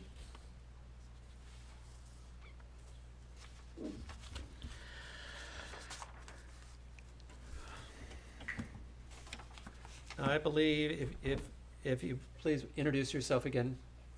Yes, my name is Kevin Bone. I'm principal of Bone Levine Architects and the owner of the house and the applicant.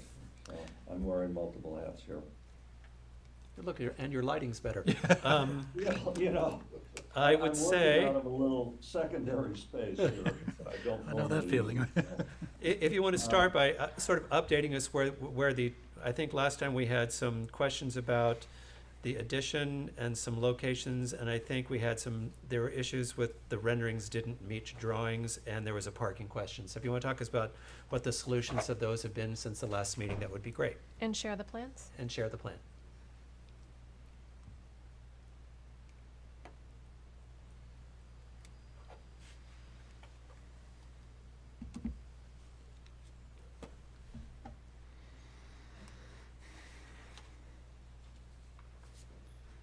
Are we on? Well, you are, but I don't see the plans yet. Okay. But I'm feeling so confident. Let me just see what we've got here in terms of sharing screen.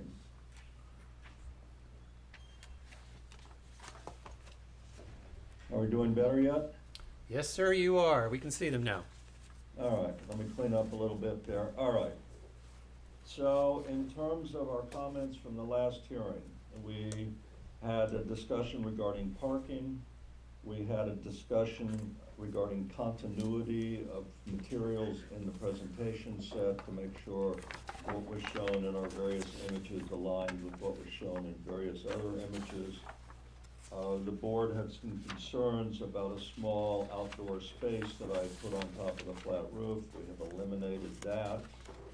And I have worked up some renderings that perhaps capture the character of the proposed project a little bit better. So first off, in terms of the overall site plan, we have shown two cars parked in the existing driveway. It is deep enough to be compliant for the two stacked cars, and one car coming off of Dale Street. My understanding is that our curb cut application was approved by the building department. We're kind of happy about that because it means a lot less of our yard disappears. We're proposing to do the driveway there with the geo-block that's been grass paved. It's been used around the village quite a bit. It's a nice material. It allows for drainage into the, you don't have runoff and whatnot. So we also showed the work shed moved a little bit out. We decided to take advantage of the work shed to kind of allow it to screen a little bit the car in the backyard there. It's still the same size shed. It is 20 feet. It's greater than 20 feet off the side yard setback there, and it is off the Dale Street setback there. And you've taken it back and behind what is the existing wall?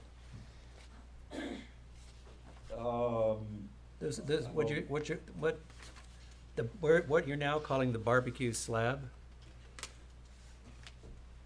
Is that where it was before, and now you've moved it back or to the north? Yes, yes, we've Okay. moved it back to the north. It was sitting right here. I mean, this is yard. There Yeah. are some beautiful old boxwoods here, and we were gonna have it a little tighter in, and we thought, well, if we're gonna have the car here, maybe we move this work shed out and keep this, little bit of backyard here a little more intact. Great, thank you. So this is the kind of massing model. You also look for some explanation regarding our green roof strategy. So the massing model includes a little indication of the green roof. By the way, we have a green roof already on this first edition that we did many years ago. Those green roofs are a mixture of sedums and small perennial wildflowers. They're very low. This green roof won't even be visible from the street. There's a little bit of enough of a parapet around this roof. So it just, it's good for habitat. It's good for these windows on the old house looking out, to be looking onto a garden rather than just a roofing membrane. So that's our proposal there. Are there any questions on the green roof while I'm on this page? I just have one, is how do you get up to garden it? They don't take much gardening. You do have to go up occasionally and clear off a little bit of, some volunteer will take off up there. We just go up with a ladder. I mean, we have on the little cubic addition that was put on the north side, we actually put a ladder on the top of it because I wanted a ladder so you could go out the back window and down the ladder in the event of a fire in the house, making the house a little bit safer. It's pretty easy to get up. This is a low structure. Okay. And So it's very little attention. there's nothing that you're proposing that's permanently attached to this to climb up there? You'll just put a ladder up there when you need a garden? Yeah. Okay. This is this site, the ground floor plan is essentially the same. The roof plan is, it's only the main roof here that is the green roof. There's a little bit of a setback lower roof that is part of the hyphen that joins these two structures. And there is still a little bank of solar panels that are on this kind of small-scale shed dormer roof that kicks up on the back side there. And those tilt south, right? Those tilt to the south, yes. Okay. Let's see, for some reason, I'm not able to advance my screen here. What is that about? It's raining. There's a storm. I'm very sorry. Let's see here. This is fairly important. I can put the rendering down on the table. We can put, yeah, what are you trying to show us? It's that, If you want to tell me the page number you're referring to, we can maybe help you here. thank you so much. Did we lose him? Thank you. Perfect, thanks. Kevin, did we lose you? Okay. Coffee? Well, I think the roof thing is a cool idea. Yeah. And the deer can't even see them. Yeah. Have to have really athletic deer to get up Climb there. the ladder. Are you back? Oh, there he goes.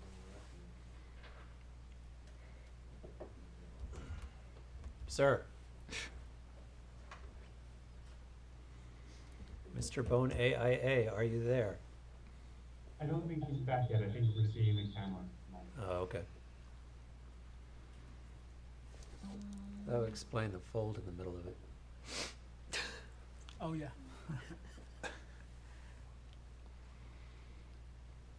Should we second call? Oh, wow, nice effect. Yeah. Okay.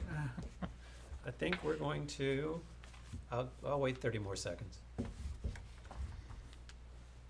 And then we'll second call it. I'm feeling confident that he's coming back.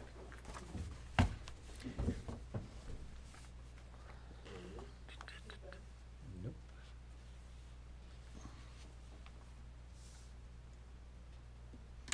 I think Sage has him.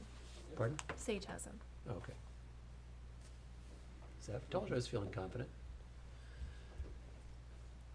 All right, I'm back. You are. My sincere apologies for. No worries. We actually helped you out here, and I think we have the picture up. All right, share screen, let's see what we can do.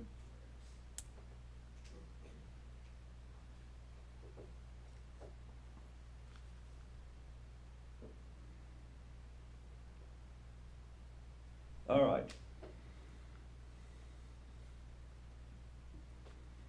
So we tried to clean up the renderings a little bit here to make the various details align between the line drawing and the Photoshop. Here we tried to make a little bit clearer these little eyebrow details that we developed above the windows, showed a little bit the palette in terms of the the molding, the cornice line, if you will, at the top, and the location of the gutters and the leaders. Great, thank you. Okay, at this point, I'm going to ask the board members for comments. John, or Jeff, whoever. No, I think you've done a good job. You've done everything we asked. You've made it the addition separate, distinct from the original house, and subservient to the original structure. And I love the fact that you've added green elements to the property. That's really kind of a really cool idea. I think it's fine. I really like it. John said everything I would. And I believe that I'm in complete agreement. I actually think it's a nice addition. I think the hyphen works. And thank you for making the changes that we talked about in the last meeting so completely. So I'm going to go to public comment. Do I have any public comments? Great. Kevin, I'm just going to ask that you show the GFA calculation when you submit plans for your building permit. Okay, I did do that, I thought, on the first page, but I'm sure by the time these plans get to the building department and we get all the engineering and all of that done, we can get everything you want. Yep, it looked like lot coverage. I just didn't see gross floor area. So thank you. Yep, I see it. I see it. There was a gross floor area number in It's- the it's- notes on the title page.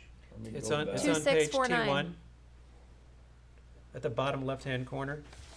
Yeah, it's on there. Gross area. Yeah, it's on there. All right, so I'm going to move that we accept the applicant's submission for 25 Willow Street. Do I have a second? Second. All in favor? Aye. Aye. There you go, my friend. Thank you for bearing with us. I know it's been. Thank you all so much. Great I know job. it's been several meetings. I feel like this was a little bit of a collaboration that led to a better project. And architects don't always say that kind of thing. We know. We know. Well, we appreciate that sentiment very much, and we look forward to driving by and seeing it under construction. All right, it'll be a little while, but thank you. Yes. Thank you. Good All luck right, with construction. thank you, my friend. Bye-bye. Okay, moving on. Thank you. We are now up to Leonard Zanata Thank you. Revocable Trust at 125 Burnett Street for construction of a second-story addition, and I know the applicant's here. Please introduce yourself. Lisa Zaloga, I'm the architect for Leonard Zinmonte. Okay. So, when we last got together, the board had some concerns. And so I went back to it, and I did a couple of things.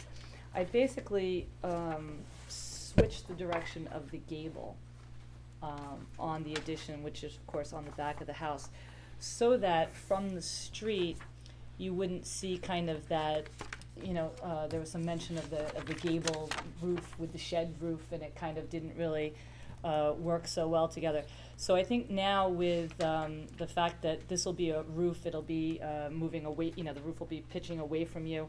I think that, this is a site streetscape showing you that you may pick up a little smidge of roof here. I also lowered that. It's about 15 inches higher than the existing roof line. So I gave you the streetscape showing you the house to the west. And there's also a letter of support from that neighbor. They actually own that house and the next one to the west. In the file, there's a letter of support. If you'd like me to read it, I can. Just tell me who it's from. Martindale. Is that, okay.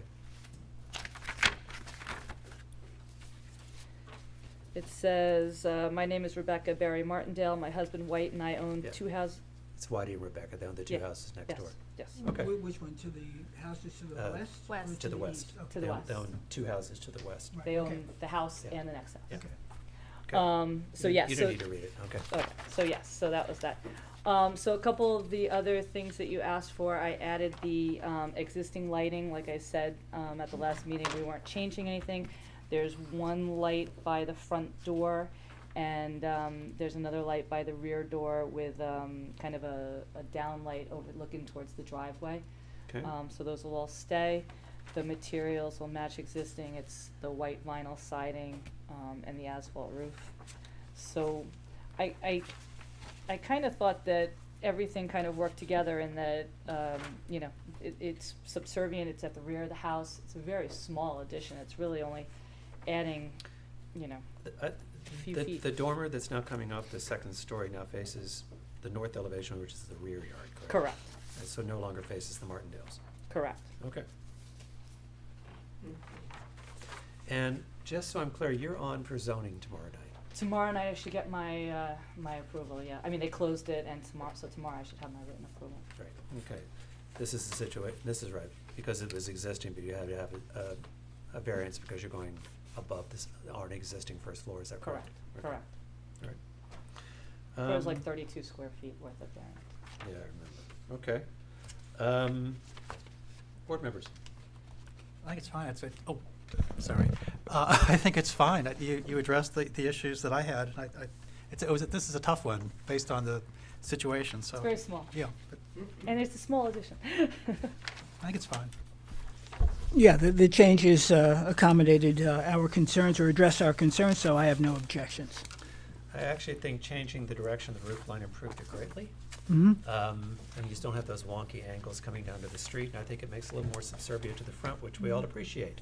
So, public, do I have any comments from the public? Great, so then I'm gonna move we accept the application for 125 Burnett Street. Do I have a second? Pending. Pending the zoning CPA approval? Yeah, but just approve. Okay, Approve it. okay. Sorry. I'm gonna, So what does that mean? it means I'm gonna move that we approve the 125 Burnett Street pending receipt of the zoning variance, right? Conditioned Con- upon the Conditioned upon the receipt of variance the relief. zoning variance. Do I have a second? I do. I'll second it. that. Okay. All in favor? Aye, yeah. Thank you, thank Thank you. you. Thank Thanks, you, Lisa. Lisa. All right. Next up, we have 60 Pulaski Street for the demolition of existing single-story residence and construction of a two-story residence and garage. Good evening, Robert Fischetti for the applicant. I have with me Luciano Lamnica and the Roll Brothers design team and the project management team. We were last here on February 13th. We took an extra adjournment between then to try to work on the plans and take our time. We considered all the comments that the board had. We looked at the streetscape. The comments last time involved the front walkway, the parking location, the front gables, the center window, the second floor massing, the garage and pool house locations, pool hardscape and configuration, and the driveway location being right on the property line. So there were a few comments. Yeah. Okay. So, as I said, we took some time and really tried to dig into all those comments, look at the street, and Luciano's gonna go through the plans step by step. I'm going to be sharing through the iPad. We also have a printed set if you would like me to put it up there if it helps, but I'll be sharing through the iPad. I think it's one or the other, right? Honestly, I think your choice. Sometimes If the it table helps, I'll goes, put it there. I'm sometimes the presenting table through goes the iPad. faster, but your choice. Do I join as a panelist or attendee? I guess attendee. Panelist.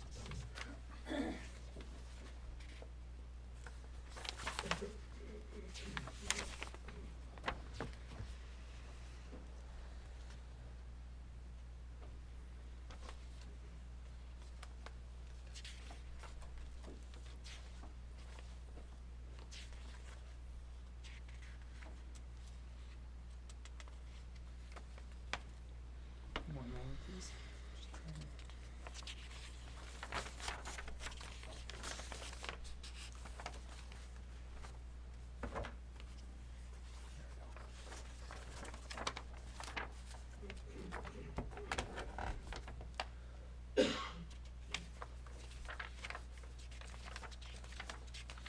Oh, it's behind. Yeah. Okay, as Robert mentioned, thank you for taking the time to review the design last time and thank you for your comments. We took those comments in consideration and we made the following changes, which we'll go through one by one. We'll start with the site plan and then we'll move on to elevations and other drawings. So in the site plan here in front, we have Pulaski Street. The entry is on the left side as shown there.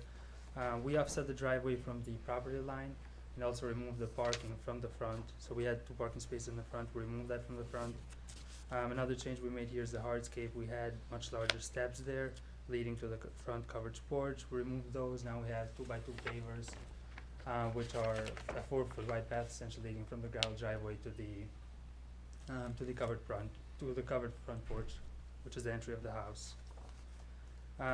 Those were the big changes in the front. In the back, then we split the pool house and the garage. Previously, we had it into one structure. We split it into two structures, and we played around with the location of them a little bit. So the garage, as we see, is in the bottom right corner. It's a 2-car garage. There's 2 parking spaces exterior parking spaces right outside of it, and then just above there we have the pool house with a outdoor shower and the pool with enclosed pool equipment right behind it. We also have these 1-foot by 2-foot pavers which lead from the gravel. There's a gate from the gravel that leads all the way to the house that connects the house, and those are 1-foot by 2-foot pavers. And then we have the pool within the required setbacks. And also we checked on the parking offset, which is 5 foot for the side yards and 10 feet for the rear, so we accommodated that. And those were really the big changes that were on the site plan. So I'll be moving on. Here in this page we have all the calculations done for GFA and lot coverage. We also showed each space with dimensions and labeling to make it clear and easier to identify. Here we can see on top we have the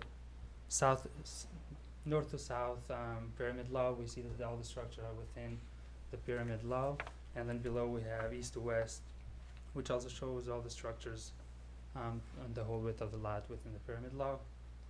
And then moving on to the front elevation, some of the changes some of the comments you guys had were, one, the windows in the middle, the size of them, reduce the size, so it's a much smaller size.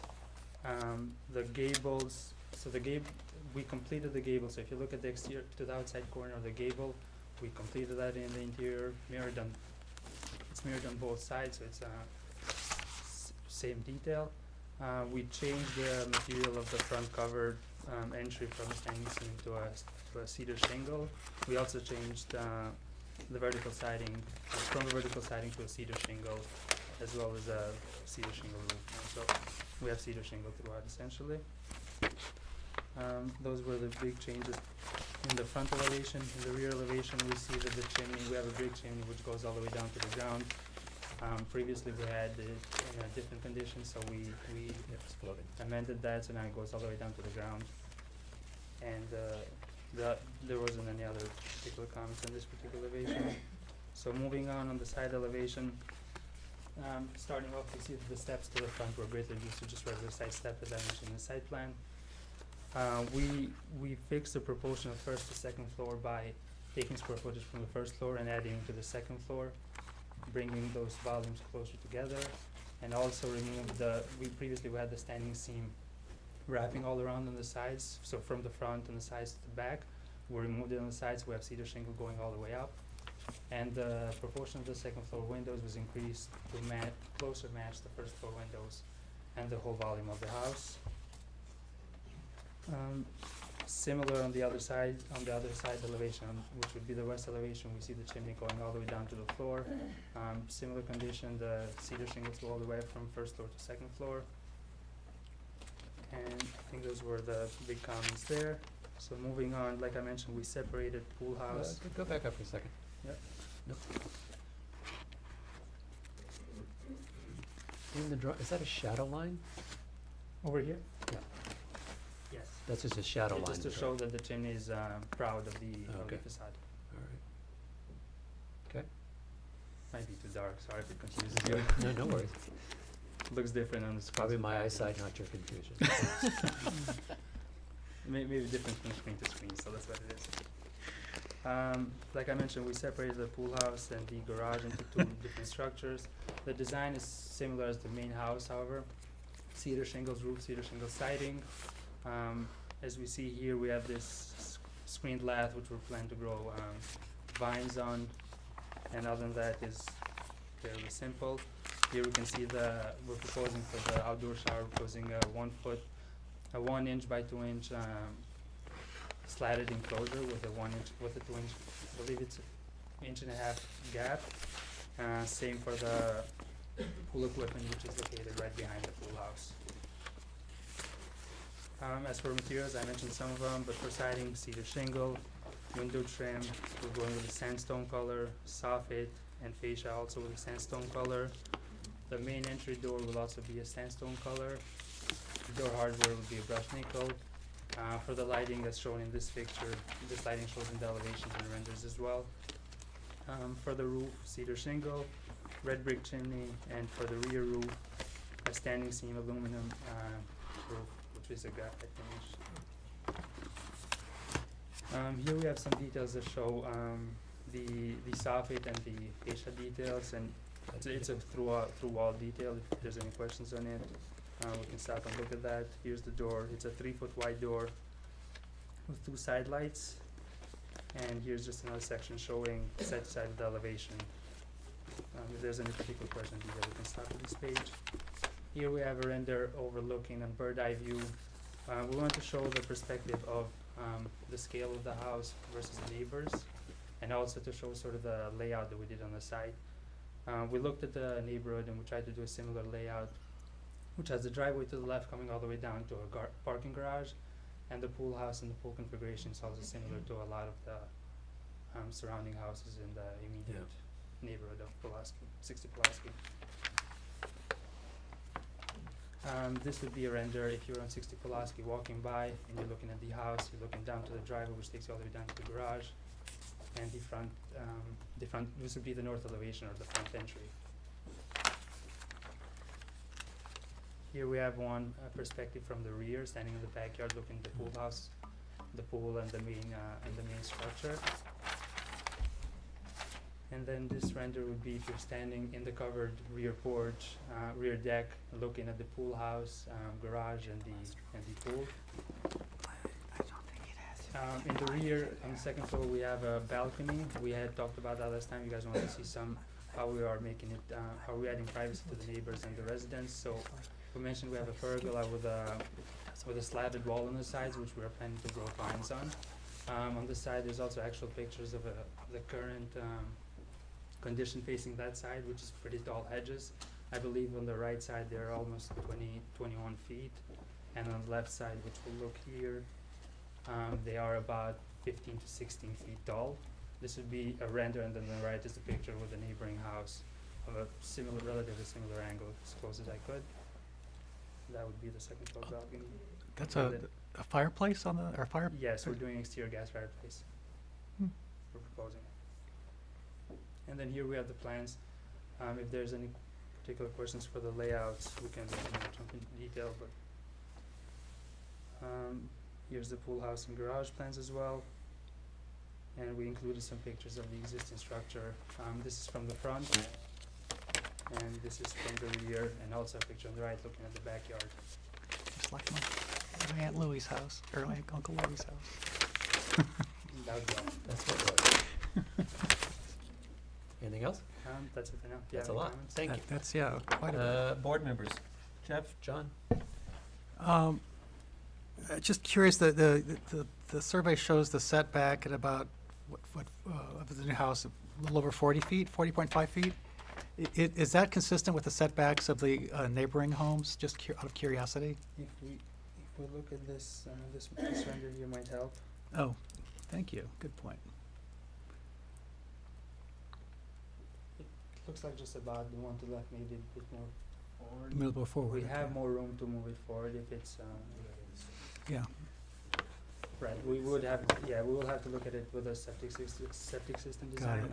Got it. But Yeah, I you know, that's been come up before where the setbacks can be a bit inconsistent with newer homes, so I think it looks like it's fine from that perspective. I think it looks much nicer. I like the changes you've made to the exterior. And I still have, issue with the balcony off the back of the house, even probably more so now because you showed me a fireplace, which means it's going to be used much more than just a place to have coffee. I appreciate the idea of the pergola over the entire area, which I think is a bit awkward, actually. but it serves a purpose. I mean, what would make that even better is if you angled the slats 45 degrees, which way? To cover Inward, the sides. to keep the view from being transparent from the. We could do that. But I don't know. I'm still, again, these are narrow lots, narrow village lots, and even from the rendering you show right here, you're peering into someone's second-story window from your balcony. And landscaping plays a part, but landscaping, unlike diamonds, are not forever. And you never know what the winter brings, or it's a concern. But other than that, I think the house looks really nice. And I like the way you've, if the pergola does stay, that you've replicated that idea, that feel with the pool house and the garage to bring the structures together. I think that's a nice effect. I'd like to hear what the other board members think about the balcony or the terrace. Okay, Or the party there are only balcony two of or- us, so, well, one, in terms of the setback, I was going to compliment you folks on not building it up to the max of the envelope, which would be 30 versus 40 feet. And that's, whether by choice or circumstance, it's to your compliment. At least I compliment you for doing that, and I wish other architects would take the same view, that the envelope is one thing, but what's appropriate is something else. And in the overhead that you showed, it's relatively consistent and harmonious with the other setbacks. Architecturally, I think you're right, John. The balcony is a little bit of an oddity.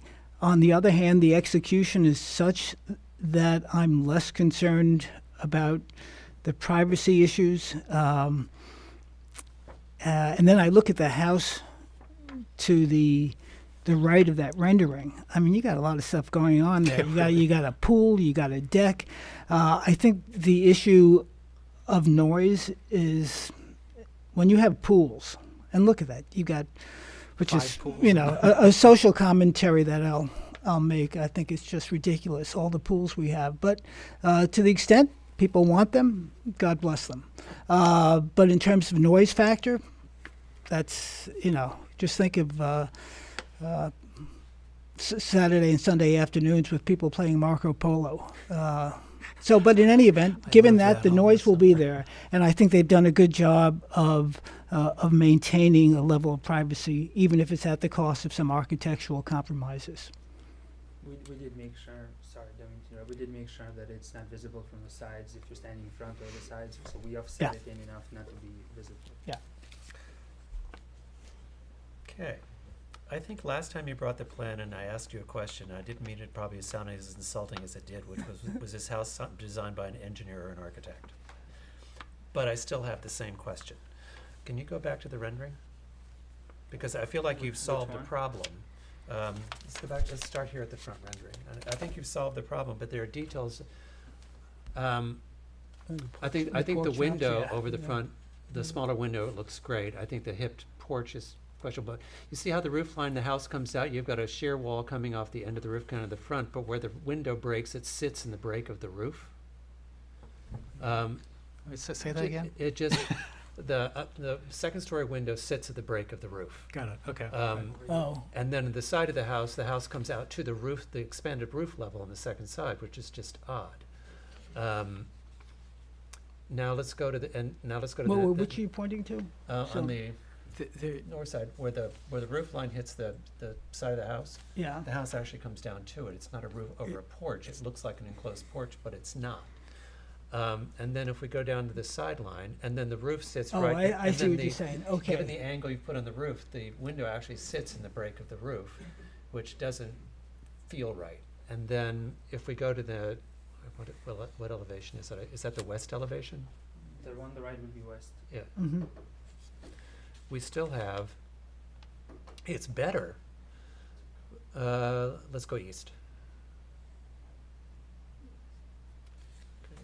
You see how we still have this long protruding roof? So you still have the volume on the second floor is very strange in both its size and its location to the volume on the first floor, resulting in this very long patio that just feels wonky. And one of the reasons I feel like the balcony looks so massive on it is because you've set it down into the roof line of that very long overhang, but it doesn't actually attach to the house. But it looks to me like the first to second floor volume of this house is just a little bit wonky. I think we've made great strides from where we came last time, but I feel like the finished details of the house, because then you've got the second floor volume where it hits the roof line coming into the rear patio area, it just feels very elongated and doesn't feel right. Yeah, So if you were to have an open balcony, would that be even necessary, if that was your original intent? You wouldn't have had that sloping roof line off the back of the house? If you're saying, I mean, no, if you're saying if we remove the balcony, would we get rid of the sloping roof line?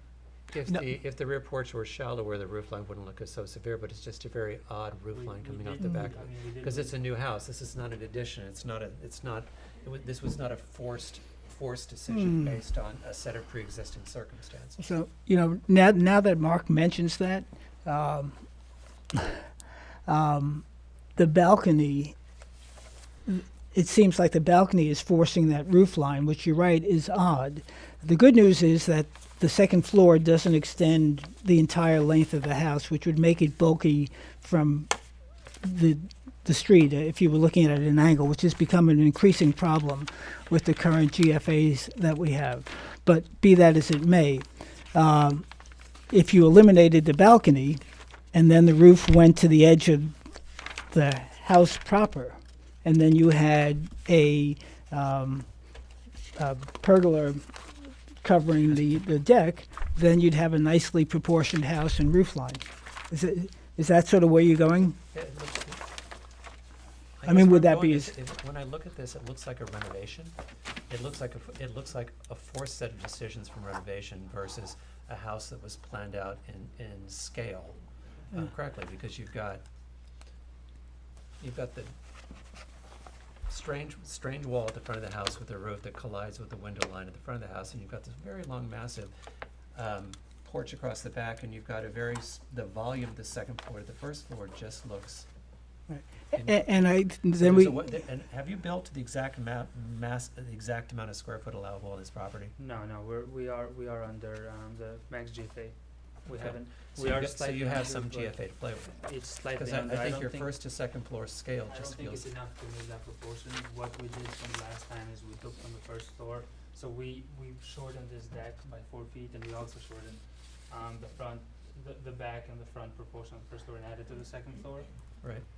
So we did change that. We thought it was a lot closer to what we wanted to see, to what you guys wanted to see. I just feel that the first to second floor volume still needs some work, and I think where the roof line comes out on the second story and the facing the front of the house is just odd. Right. So I think I should therefore clarify my comment,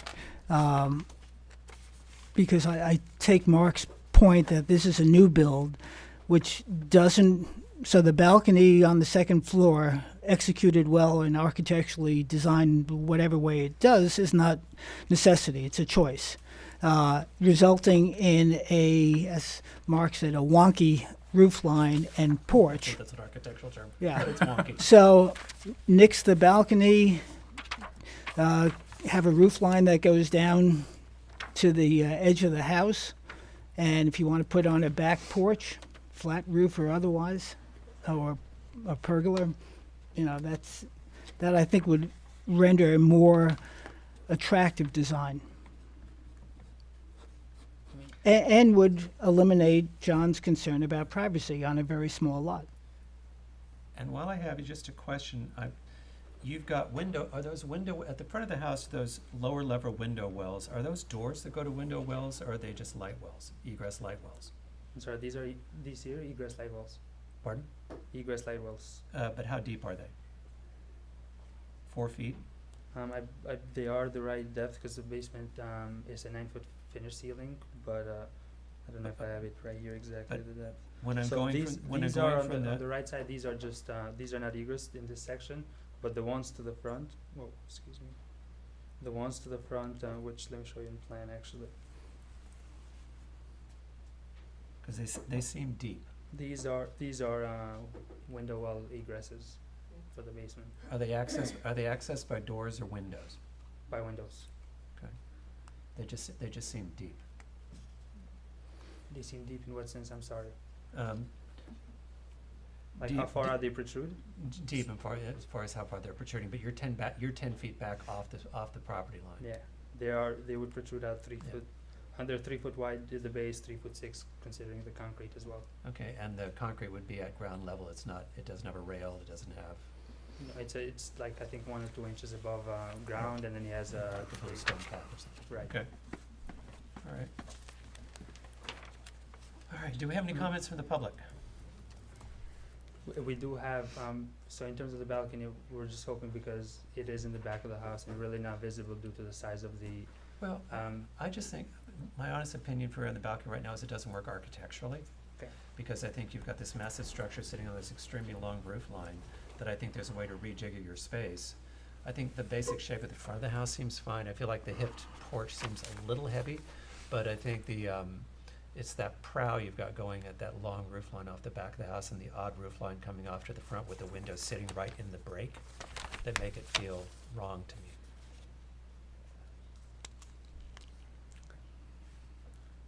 just so I'm clear on the front, I wanna make sure I understood which Sure. portion of it you're referring to. So you're saying for the windows on the second floor, the ones to the right in particular, you're saying that you can't, right? I feel like there should be distance between the bottom of the window and the start of the roof line.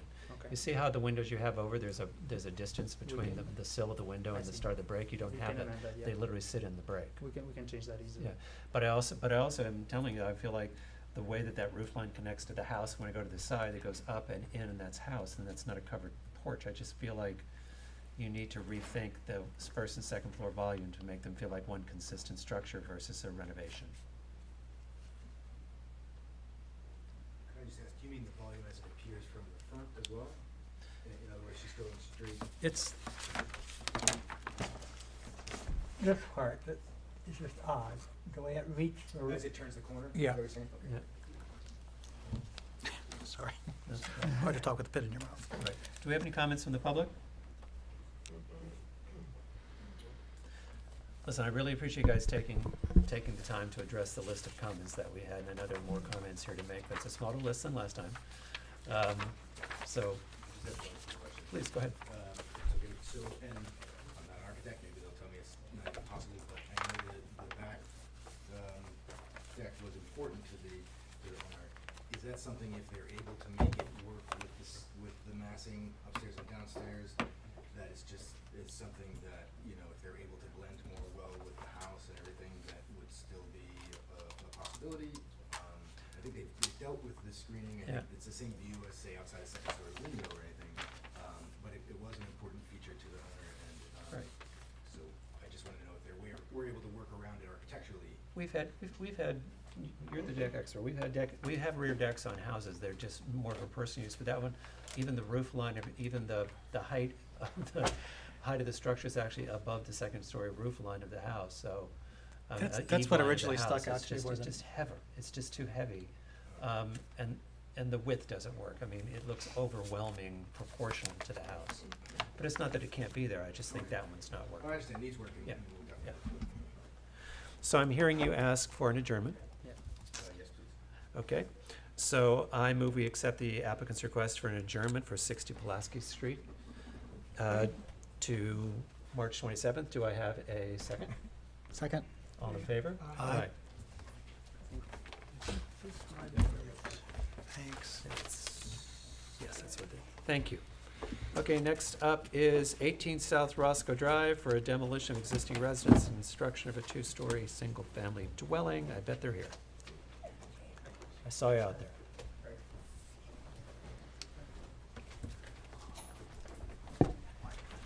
What's that? How are you laughing? No.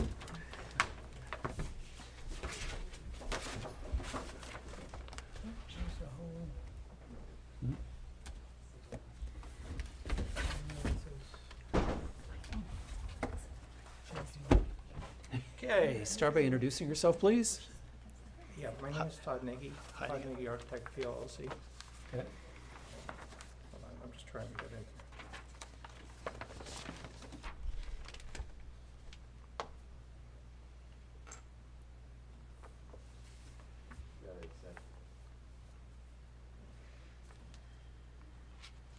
Not sure where that is.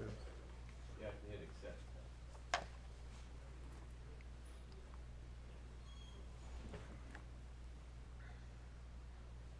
Stay as a pending? You have to, you have to be a panelist. You have to accept. There you go. This is what's easier for some table. Okay.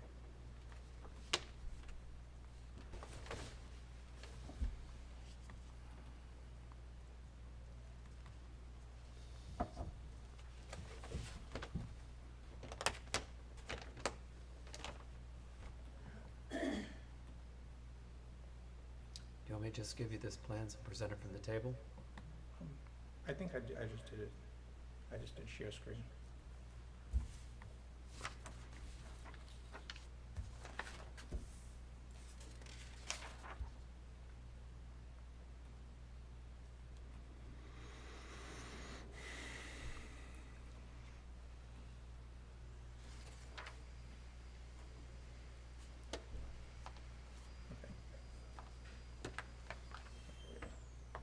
Okay, so what I took from last meeting, there were 2 comments. I don't remember, you probably did this, you introduced yourself, correct? Yes, I did. For the record, okay. Can you just turn the volume off on your computer?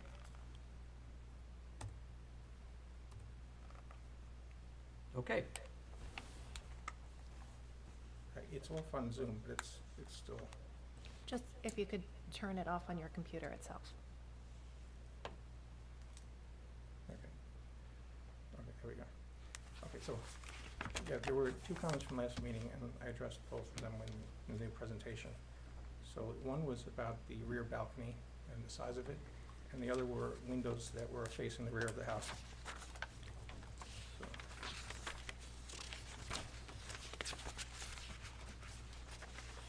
So I can show you the rear balcony last time was 14 feet deep. And so we modified that to be 12 foot 4 inches deep. We took 1 foot 8 inches off of it. So that's that line going across the rear. So I can show you on the floor plans.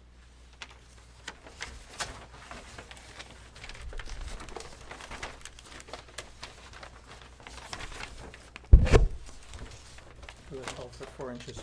So the idea with that balcony really is to keep people who are sitting at that table out of the sun and out of the elements.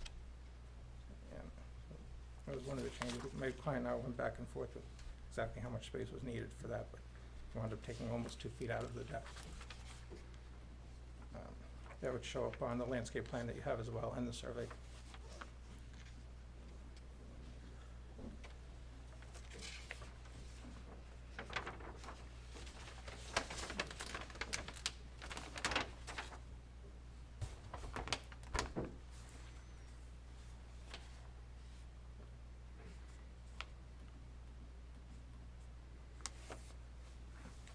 Okay, so the other change was, last time, the windows that are facing the rear yard, they were 4 inches higher, 4 inches higher and 4 inches wider. So I added structure between each window, and I took 2 inches out from the bottom and 2 inches out from the top. So the net effect would be is 26%, 25% less glass than there was last time. But I also want to keep in mind that both of these elements, the balcony and the windows, are lower than the landscaping that wraps around the side and rear of the property. That you see on our landscape plan.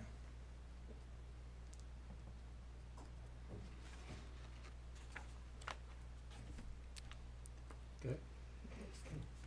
Is that it? Yeah. Great. John, Jeff, whoever. I only have one comment really, and that's about the balcony. It wasn't necessary actually to decrease the size of the pergola, the space covering those sitting below. It's really just a matter of constricting the size of the railing up on the second floor within that space, right? So as long as the railing created a smaller space for access, you could have, left that as is, really. So my request really is, at this point, is just to, I don't like how the post kind of the balcony on the second floor, it interferes with the roof line of the house itself. Why not just move the railing in to make it an even spacing on both sides of the double door, and just leave that as open roof space? I mean, we've seen that done before many times. I think it would look better. Plus, it would allow you to increase the space for the coverage of those seated below as well, if that's what you chose to do. So just that's my only suggestion or comment.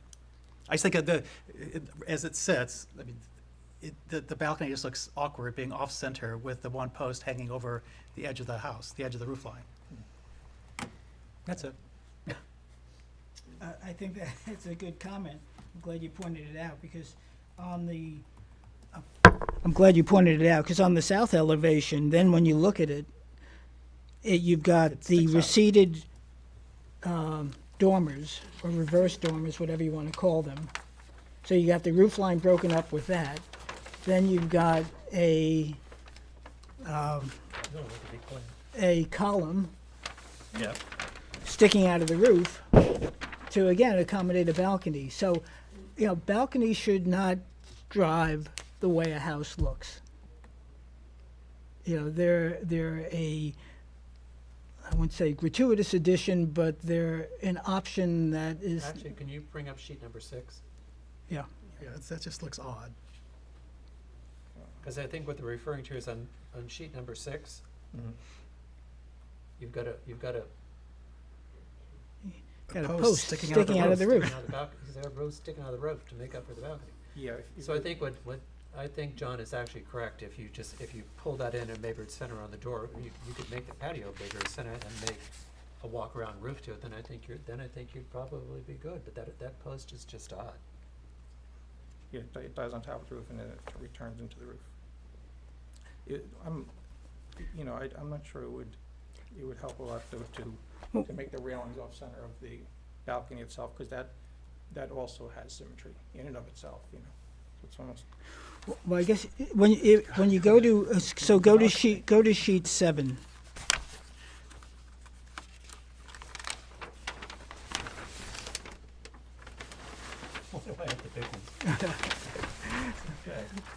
So when you go to sheet 7, you've got the double doors coming out, which are off center, which are centered to the roof peak. But then you have the balcony, which extends to the side of the house, which then screws up the symmetry. Well, the symmetry is kind of screwed up anyway, because if I look at the roof line on the right-hand side, yeah, it's all over the place. It's all kind of wonked. But it's the architectural term again. But I think what they're actually saying is if you pull the rail back, center the rail on the door, it's not going to center on the patio, but you could leave it that way. But from this view, having the rail centered on the door is going to solve part of your problem. So one of them is being that having to put a rail through the middle of a roof, which is just odd. Yeah. I don't understand why you have to do that. You're lucky that Peter isn't here. Yeah. All right. Well, you've heard the comment. I feel like you've come a long way. We get to see you frequently.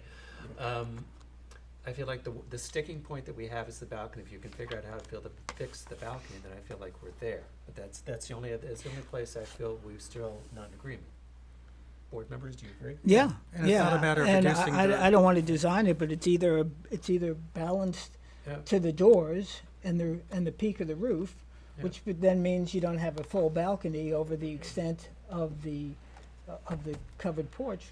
But then maybe you don't, or maybe you don't need a balcony at all. No. Okay, so I think, but before we go there, any public comment?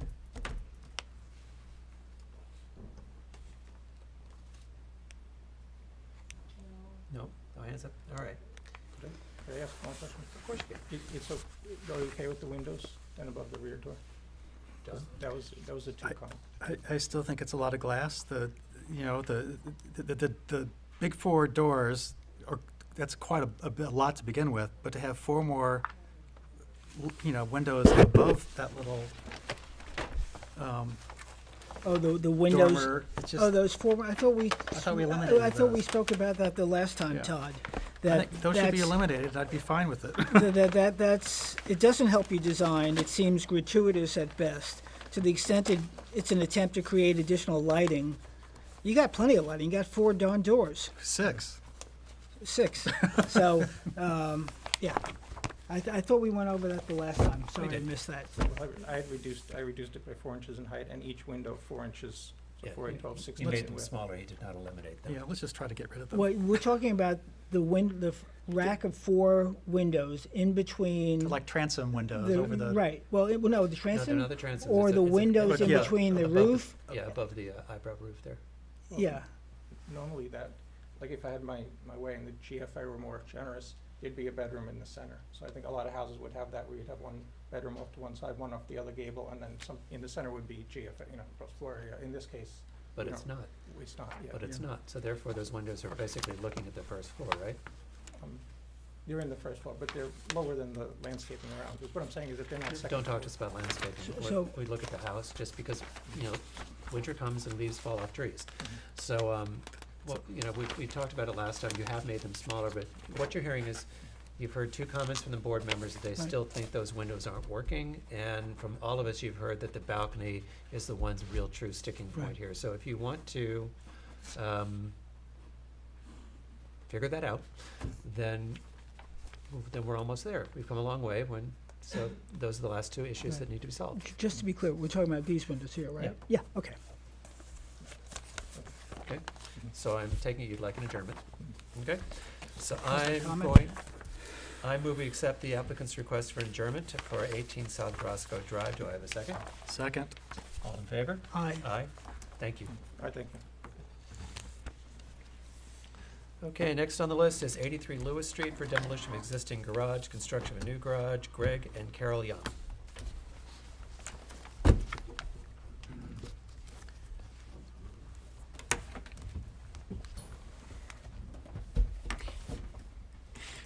You took the ice right out of my head. What's that?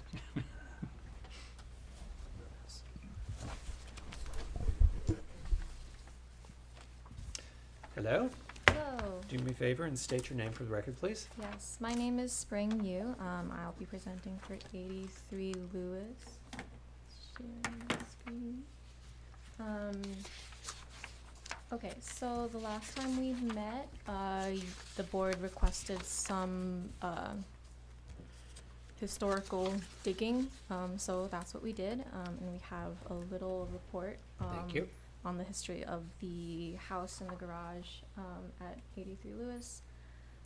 So on the architect's report, basically we went back to the 1926 Sanborn fire insurance map. That's the first map that the garage appears on. The house existed on the 1920 map, but not the garage until 1926. So the garage has been there since 1926? Yes. Okay. And so the red box is the lot in question. And so going down to the next page, we go into the construction history. So in 1989, there was an addition of a deck that was 30 feet 6 inches wide and extended 14 feet from the rear of the house. In 1994, a portion of that rear deck was enclosed into a screened-in porch, and a second floor addition was built on top of it. That's the blue box on the site plan. Then in 2018, that screened-in porch was converted into living space. And then there was an addition on the south side of the house with the bay window, and then the deck was extended another 4 feet in both directions. And so if you could actually go to your second to the last page, there's a combination site plan showing the progress. So basically this here was the line of the existing house in 1989, and then they added this blue dotted deck box. And then the green box is the screened-in porch that was added in 1994, which then was turned into living space in 2018, along with the addition on the south side and the extended deck. And so we can see that the existing house, the original house back in the 80s and before was about 44 feet. The rear of the house was about 44 feet from the front of the garage. And then through all of these additions, it has now been shortened to about 20 feet from like the main structure of the house and the deck. Then the last page has a south elevation, also showing like the timeline of these additions. So the dotted line of the roof was where the house used to be. And then through these additions, there was the deck addition in 89, and then the second floor addition over the porch, or the screened in porch, which then got converted into living space, and then the addition on the south side, and then the further extension of the deck over here.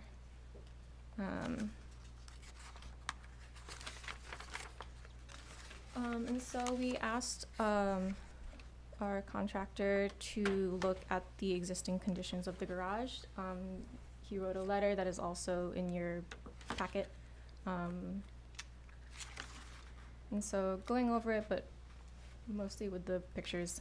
So basically the existing siding, because it's so close to the ground and because there's no like space between the slab and the siding, it's the framing on the lower portions of the garage are all they're all like spongy, and they have signs of rot and deterioration. And in addition, on the interior of the garage, there is this layer of stucco, which the contractor believes is only adding to the moisture that's getting trapped in between the stucco and then like the outside of the siding, which would rot the framing members. And then, so there's no footing for this garage. It's on a slab. And there's also a mysterious gap in the concrete floor that's covered by wood boards, which definitely not good for structural stability of this garage. I hope there are no bodies or anything under there. It's a mysterious gap. It's a mysterious gap. It's a mysterious gap. And in addition, in terms of trying to replace the lumber, that if we wanted to replace the lumber one for one, we would have to sorry, let me try that again. If we wanted to replace the lumber, so this garage was used true 2x4s back in the day, and now 2x4s are made at 1.5 inches by 3.5 inches. So to replace the lumber and keep the structure stable would be more work and more material costs, because you'd have to get a bigger piece of wood, cut it down, blah, blah, blah. Then tearing the entire garage down, moving it, and building it completely new would be more expensive. Yeah. Okay, so back to the architectural report. We wanted to look at the neighborhood characteristics on Lewis Street. So I did a little aerial photograph. So 83 Lewis is this yellow box. And then I highlighted the houses in green that had what I believe to be detached garages. So like, for instance, this house, I don't think that's a garage, I think it's a pool house, just so that we could have like some good comparison. And so you can see that most I know that house. of I promise you that's a pool house. sorry, this one? Yeah, I know that house. Oh, okay. And so, as you can see, the majority of the houses have their detached garages much farther back into the rear of their lot than 83 Lewis does. So this is not like an existing non-conforming type of situation then, where it's too close to the property line? It is existing non-conforming. We want it It was built in, it was there in 1920. Right, but Sanborn Ave. it still could be conforming, but it's, Yeah. but it's, so to remove it means you have to put the new structure completely Yes, to code. that Right, is, right.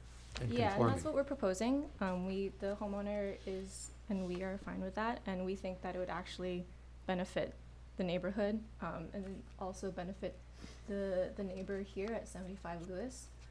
That neighbor actually has sent a support letter because the garage is 2.5 feet from her property line, and she has to look at it all the time. Yeah. And then at some point, Spring, it would help to show the The site plan? Yeah, we can go over that again. The proposed site plan. Yes. So here's the proposed site plan. This is the same one as the previous meeting. We haven't changed it. So to go over it again, so this box here is the existing garage, which is close to the basement stairwell and the house.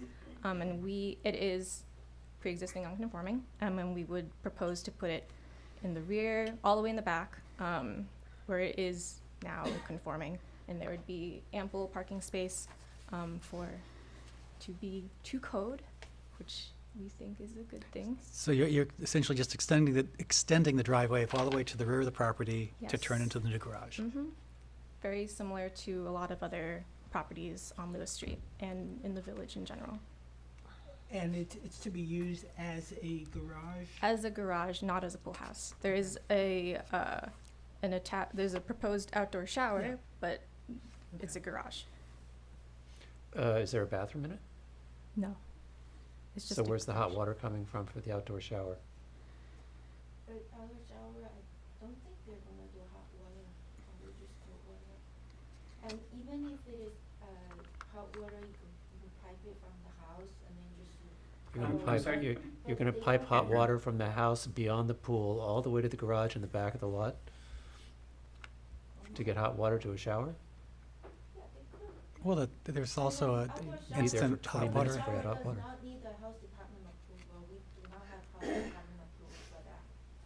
You have If you to do a- My say question is your- more from state a your name. practical nature. If you tell me it's just gonna be a garage, but then you tell me I'm there's an not outdoor taking a cold shower, and then I shower. ask the question, where does hot water come there's- from? And you there's- tell me it comes from the house, and the So- house is 50 feet away? I have questions. Okay, to have a bathroom, we have to have a septic system. Uh-huh.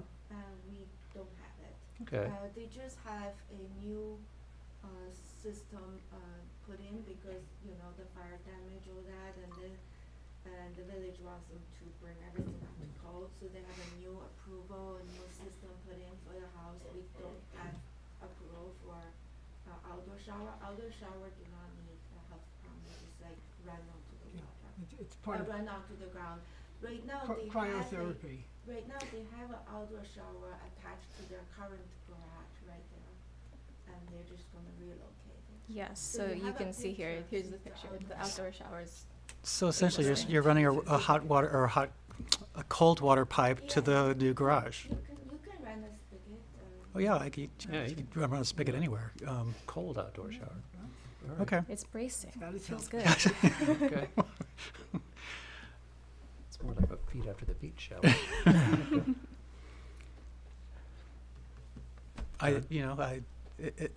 The garage, even though it was built in before 26, sometime between 22 and 26, I guess, Yeah. whatever that was.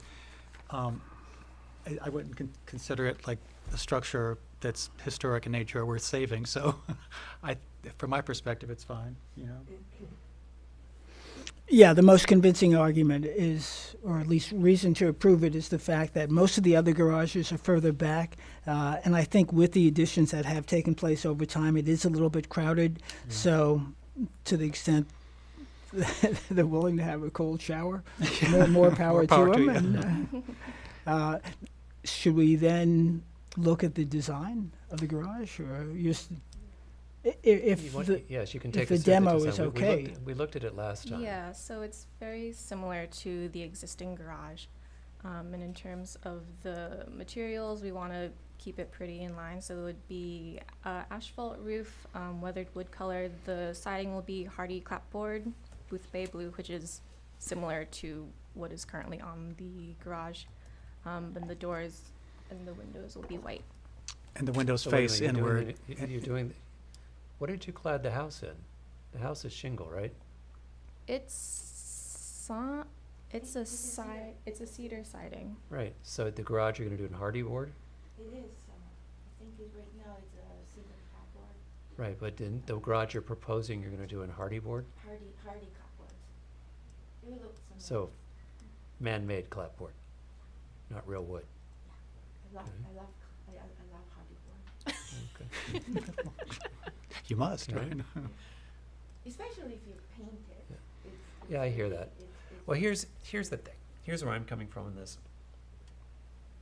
At one point, they tried to annex Lewis into a historic district because there always should have been one, because some of the oldest streets in Southampton are actually on Lewis Street. When you went to do the house, one of the things you wanted to do was, remember, you wanted to contemporize and move the original openings, and we said no because it had to go back to the original house.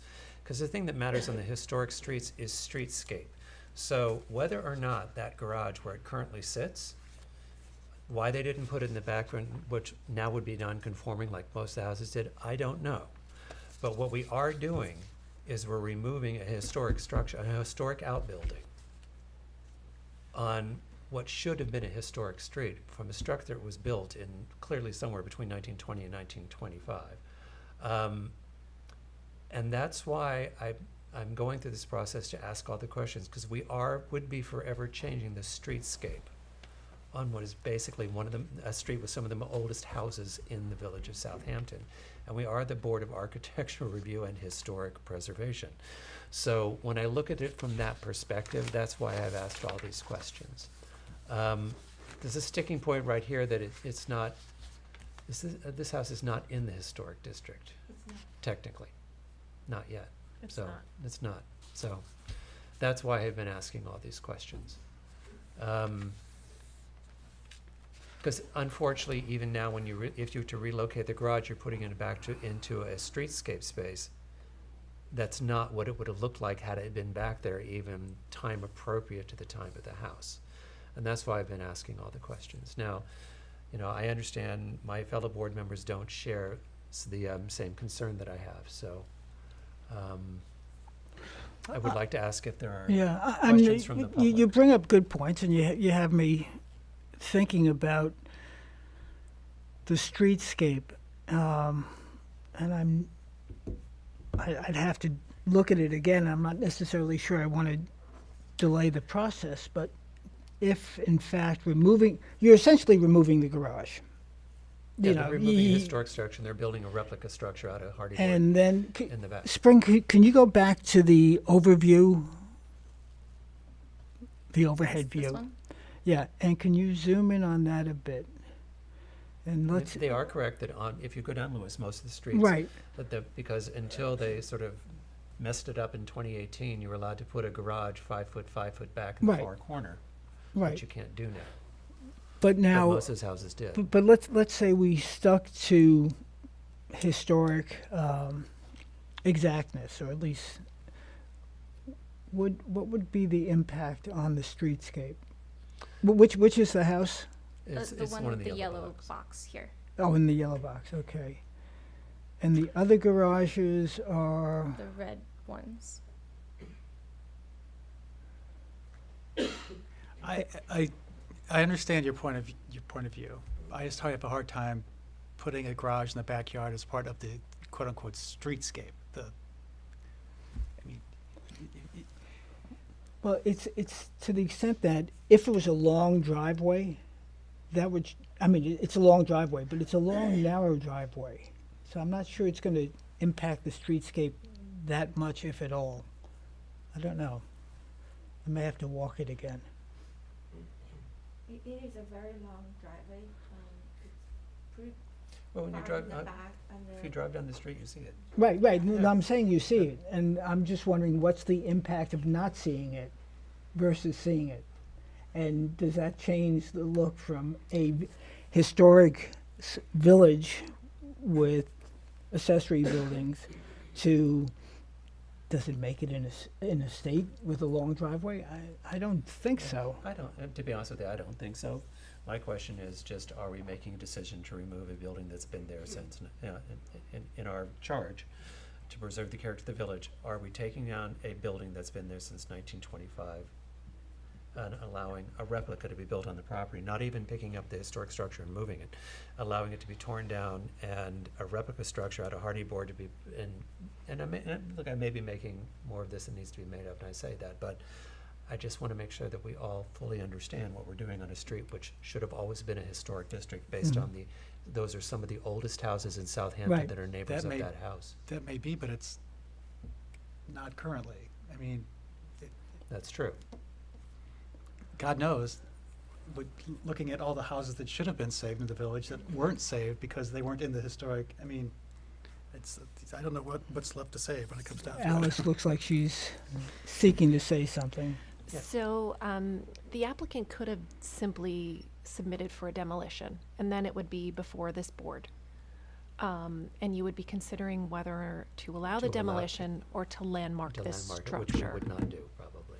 So I think it's good to view it in the context of that, because what the applicant has done here is what the board prefers. They're showing you what they're proposing after this demolition, rather than just asking to tear down a structure. But that is still the standard. Because we're not in a historic district. So what's being built really is irrelevant from the demo perspective. Well, I mean. It's nice to have it. In this village, it's not in our code, but it should be. It's in the model law. We're a certified local government. We should have that, where you're not allowed to demo a historic structure without showing what's new. But we currently don't have that requirement. But here, you're seeing what they're proposing. There is some consistency. Okay.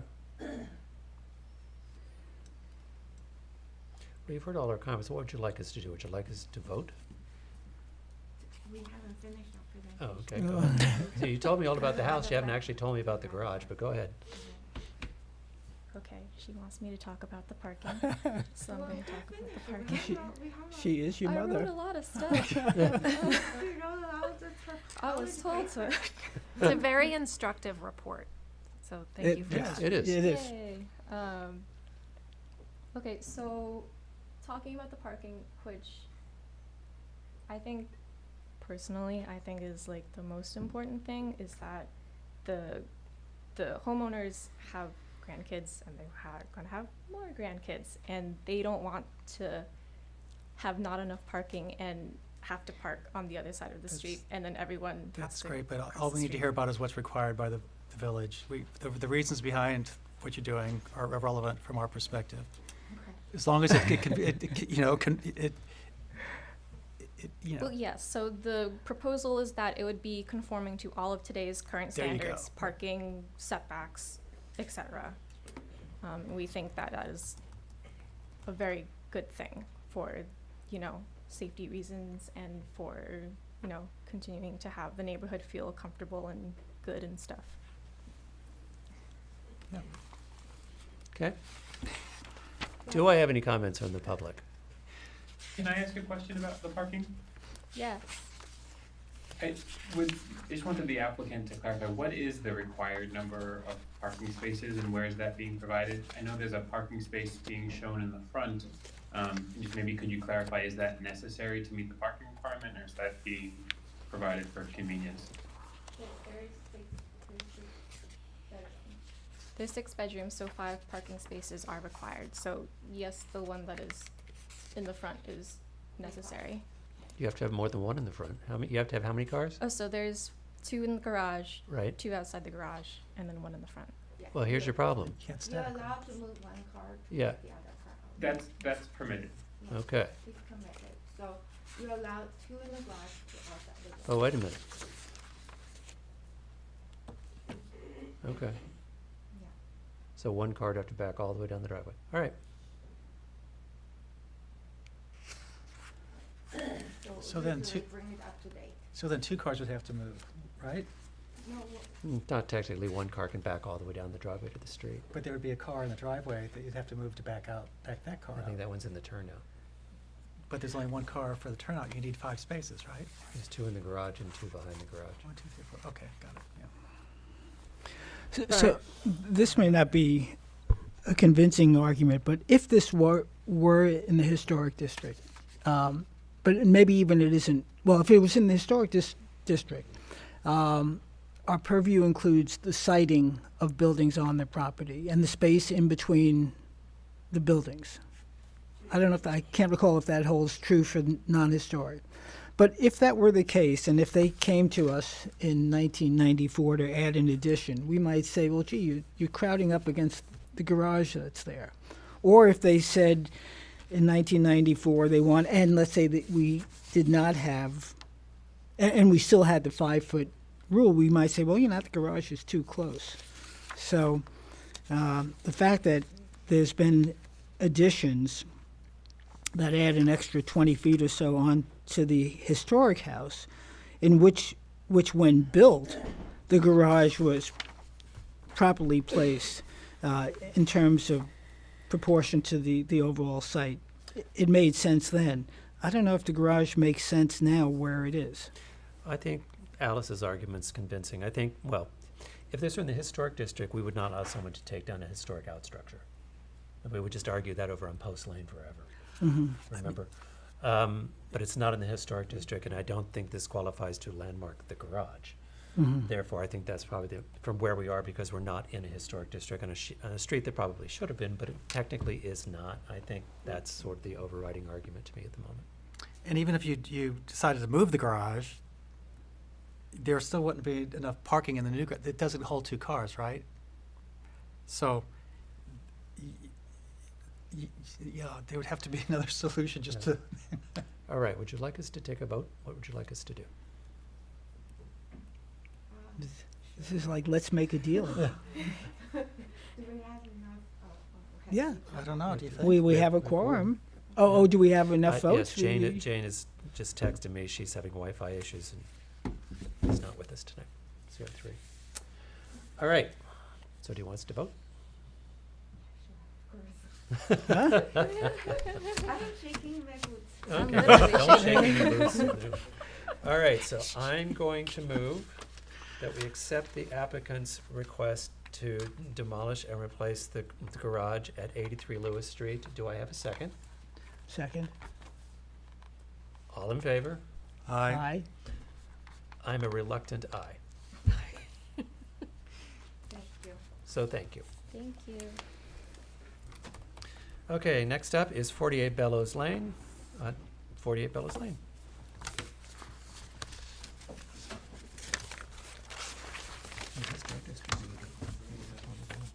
You think so? Yeah. And its situ would matter. And the historic district would be always go back as 20. Do I have time? Well, I'm gonna grab a quick drink. okay. Are they coming in? Good evening. Hello. Hi. I'm going to ask that you hang on for 1 second while we wait for a board member to return. Well, if he's screen sharing, why not get that started? Oh yeah, you can go ahead and set your screen share up while we wait. Thank you, Alice.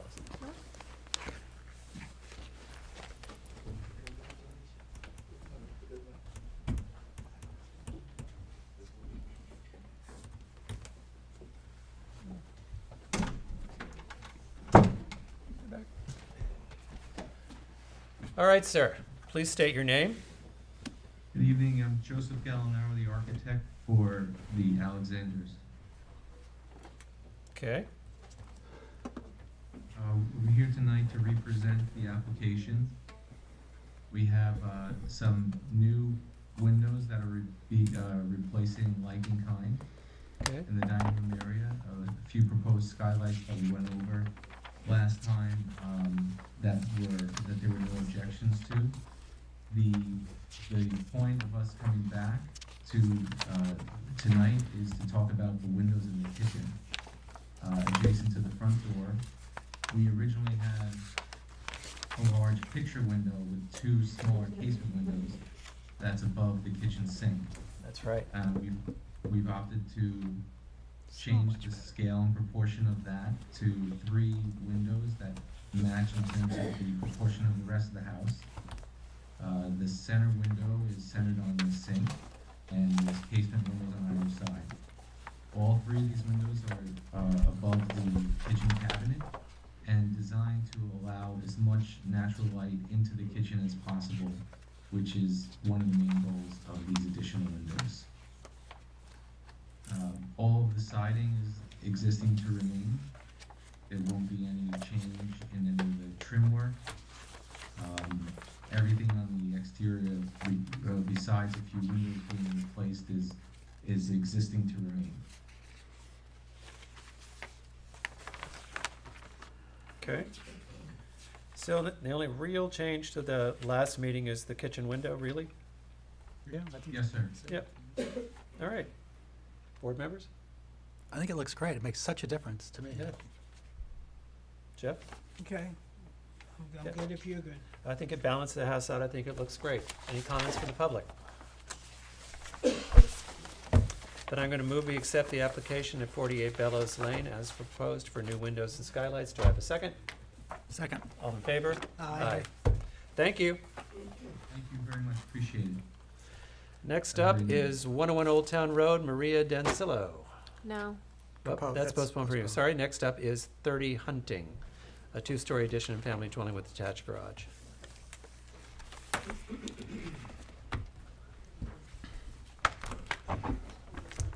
There's a lot of you. All right. Good evening. Good evening. Joe Ruperto, the owner, 30 Hunting. Hello. So let me recap on where we're at, because there's a lot going on that we did. Yes, you did. At the, right, as you can see. It's a whole new house, right? It's a whole new house. You guys wanted more of a street presence. We think we gave it to you. You didn't want window wells. We took them out. There are no window wells. You didn't like X windows. There are no X windows. You didn't like the side entrance. There is no side entrance. You didn't like the garage in the back. We decided on the chairman, Mr. McIntyre, we are going to keep that structure, which was a great idea.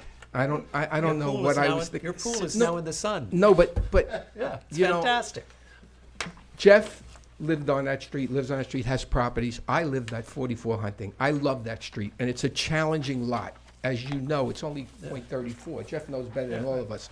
But what we wanted to do was, I know you guys don't like a lot of mass, and that's a little bit of a massive structure, the garage. But it is something that we are allowed to keep, and it's not historic. Zach wrote a whole letter on it. So we can keep the footprint, height, width, length, but we can refurbish it to make it look somewhat similar to the house because it was built in the 70s. So on your suggestion, and I think it was a great suggestion, the pool gets moved. I have more than enough parking now because I have 2 in the garage, 2 out of the garage. You can see on the landscape. Yep. And no one's parking in the middle of the backyard. No one's It's parking in good. the middle of the backyard, and I have sun in my pool. See? Win, win, win. There you go. All right. You're back. Okay, my name is Matthias Turner. I am the architect and presenting on behalf of the owner. I don't have to say anything anymore Yeah. because he already did everything. It's all done. It's all done. So we did a complete redesign of the house. The previous house had a front. Before you go on, I want to correct one thing. It's not that we didn't like things. It's sometimes we feel they're inappropriate or architecturally disharmonious to the neighborhood. So it's not really about what we like, it's about what we feel is appropriate. Well, I have to agree the side entrance was a little, but it was challenging. This house, we only went 38 feet wide, and we are allowed 40, I believe 39 wide, and we're allowed 40. So we did shrink it down. No, what I'm correcting is it's not about what we like, it's about what we think is appropriate for that Correct. space and for the village. Correct. So Well, I just want that on the record. And I think you got, I hope you got what you like. We're about to find out. Thank you. I'm sorry to interrupt Okay, you. I'm back on. You are? Apparently. So, just to recap, your constructive comments from the last meeting, it was too massive to the front view, because the point was made, and I would say rightfully so, that because it is a very narrow lot, and our building width was 45 feet, and it was considered to be too massive in proportion to the width of the lot. The other comment was that we had accessible light wells in the front of the building facing the street, and it was also considered not appropriate. The other argument was that the building, as we showed it, had no curb appeal. And we took that to heart.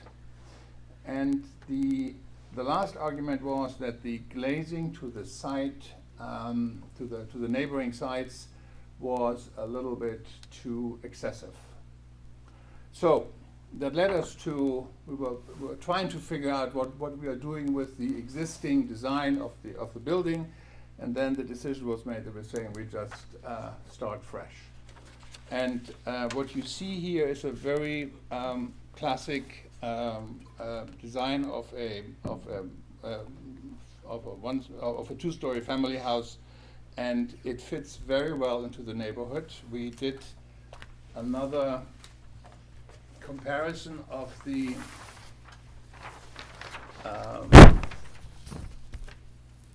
buildings on the street, and so we photographed all the buildings, and we could see that the sort of architectural details of our new structure are very much in sync with the existing buildings on that street.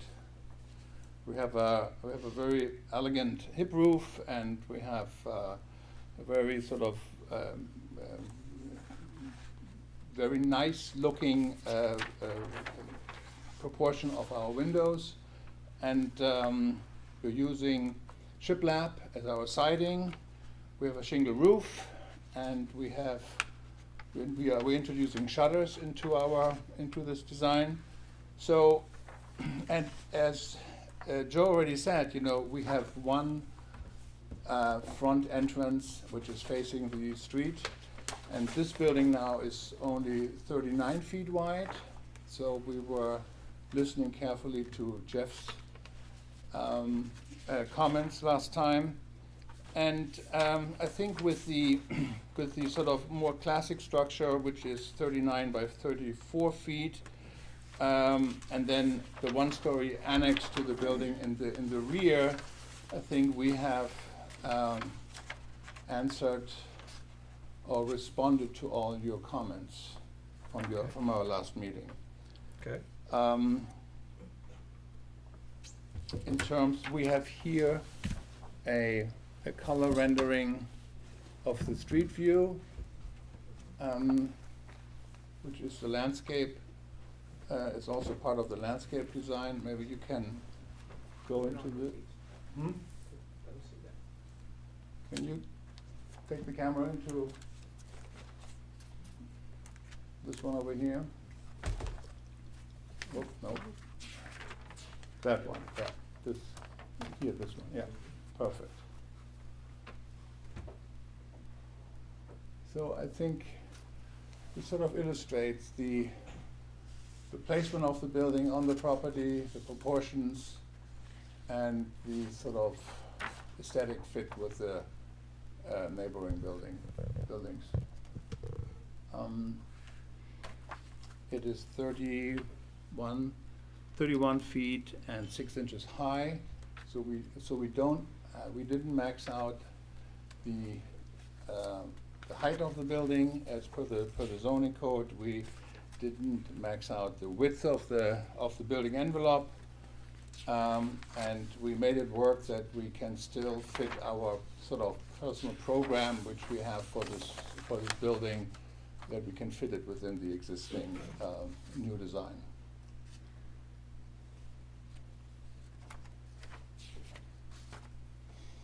Okay. And we have another sheet here with all the finishes. As I said, we have white shiplap, 10-inch wide. On the building, we have cedar shakes for the roof material. We have copper gutters and leaders, and we have a mahogany entrance door, and we're proposing mahogany shutters. And especially on this plan, you see, so this is the material when it's new, and then this is the way it looks when it's sort of weathered after a year and a half, and the same with the mahogany. So at the end of the day, you have a very sort of soft gray which is the accent for the roof and the shutters and the entrance door. Would it be the same case for the door as well, or would that be varnished to maintain that mahogany color? It's up to the owner's decision, but I personally think it would be nice if the entrance door is also weathering the same way as. Yes. I'm just curious. It's like the oil on the mahogany. Okay, so then. So it would be it would maintain the wood color then. Okay. It's like the rendering There shows. would be an oil on the mahogany. Yes. Yeah, okay. Yes. Because when you talk from there, you're not on the record. So then here we are showing. But not on the shutters, just the door. No. We have more three-dimensional renderings of the street view. Got it. And yes, we are fortunate now that the pool is moving more into the middle of the property, which provides more sunshine for the users. And we spoke to the building inspector and tried to get some sort of language what we can do actually with that pre-existing non-conforming garage. And our approach is that we are, as we've already told, we are not increasing, we're not changing anything, we are just restoring it, or whatever is not restorable, we have to build it new. But basically, we keep the same structure as is, and just make it sort of safe. Okay. All right. Dean, maybe some Anything else? landscape information? I think let's talk about the architecture. Good. Let's just start Okay. there. John, Jeff. Okay, let me go first, since Joe deemed me the street expert. So my concerns in terms of the appearance to the street were excessive mass and lack of verticality. You've addressed that to a large extent. However, I think there are still some issues. The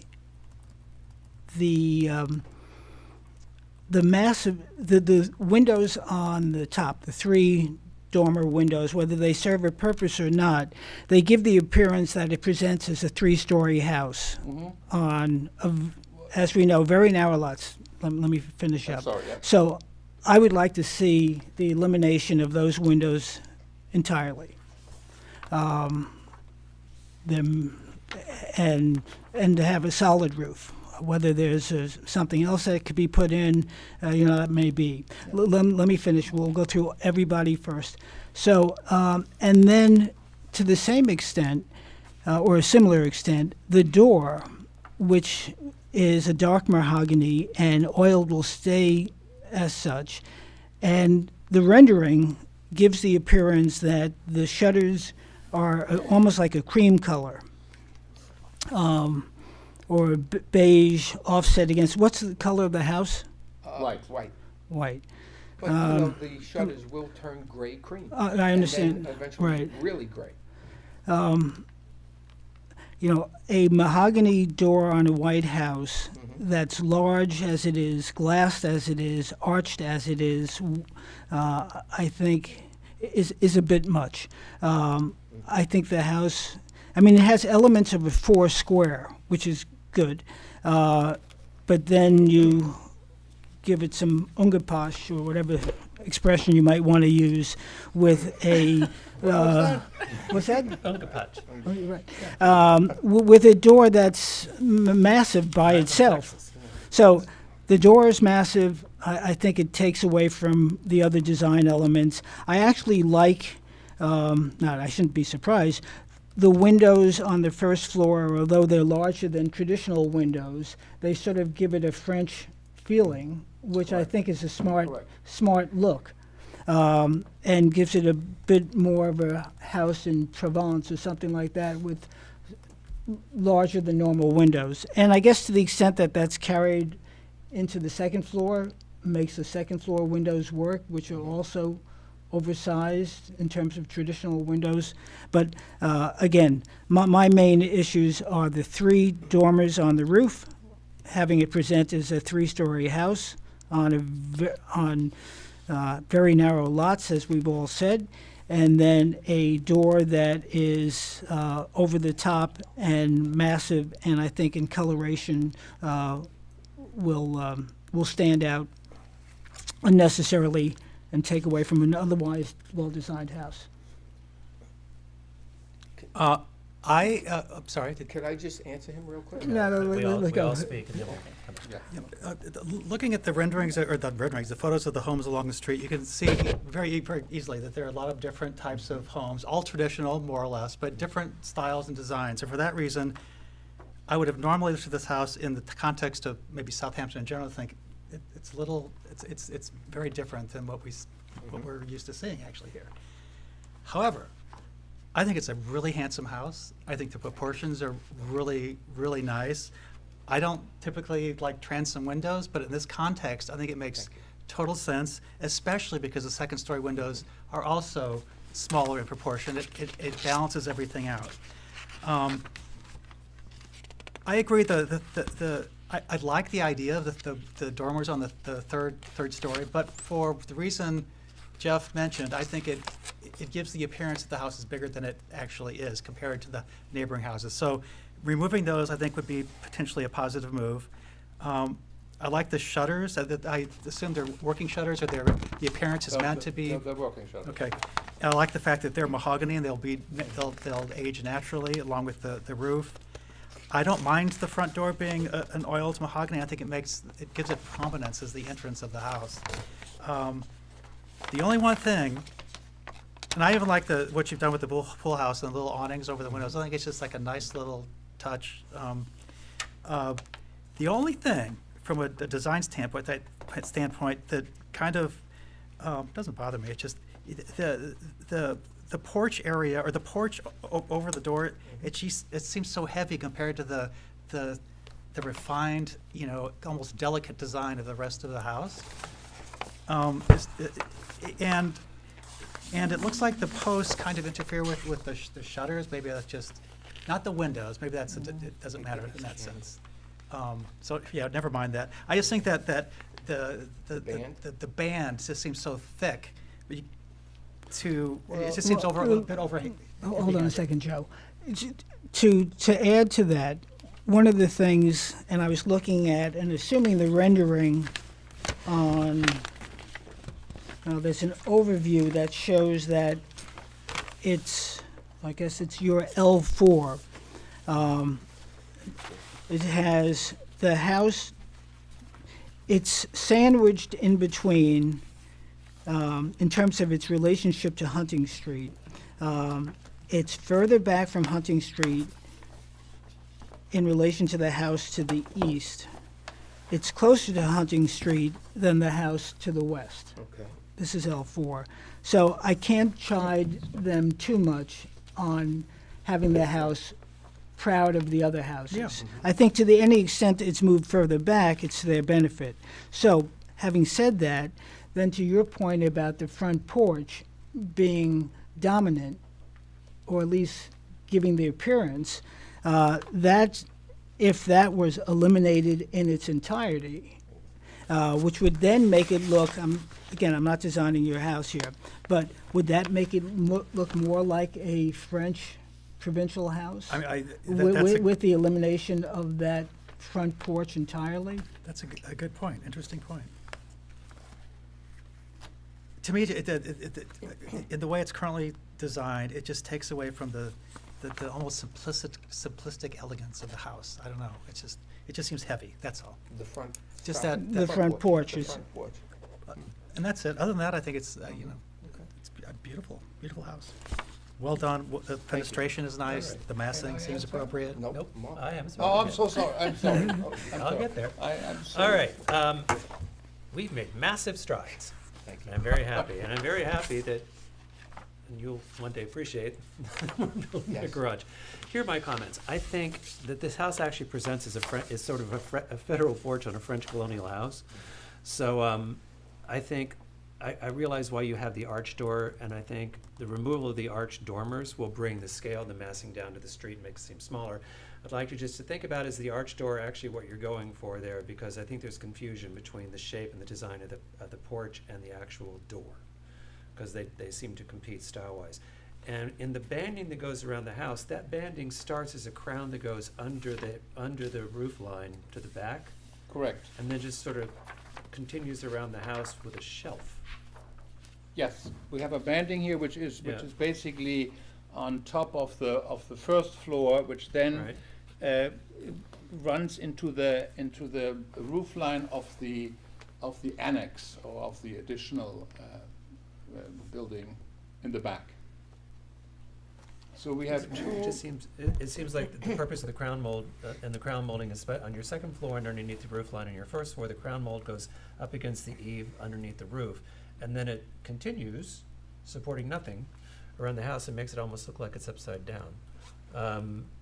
But I have to say that is a very distinctive traditional detail. Yep. It is not. I didn't invent that. It was something which I saw and which I liked, and here in this case it has a purpose because this first molding runs then into the roof of the additional first floor or one-story building in the back. Yeah. Look, I'm no history of architecture, but that type of banding, as you call it, I've seen on, would be more typical. Again, I'm sorry to keep on the reference to Provence, but you might see that more whether it be Provence or whether it be New Orleans, where you actually have that almost second roof to shade the first floor. Right. So here it seems gratuitous, and I'm not sure it adds to the house, which again, this house on a big property, maybe that wouldn't be an issue, but on a small lot with sandwiched among houses, some of which Joe has built, that are large for the properties, legal but large, I think it takes away from what otherwise would be a simple, more harmonious design. It's funny because I'm not even sure I mind the banding as much as I mind that the banding looks upside down, because it has purpose. It has purpose as a crown for the porch, and it has purpose as a molding underneath the roof line. But when it goes around the house as a little shelf, that's just what I question. Yeah. And then the other comment that I have is, in the verticality, these two little windows back here, are they bathroom windows? Yes. Okay. I almost wonder if you've got such verticality and flat roof language going, I almost wonder if you make those roofs bigger. I feel like it feels heavy for the back of the house. That roof line feels heavy for the back of the house. It's just how I feel. But. Well, we have,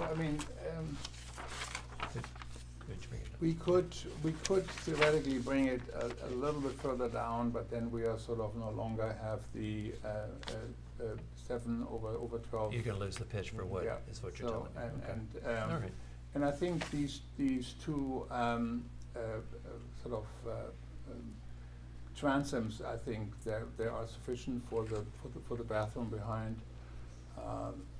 I know it is. I would have liked to see it differently.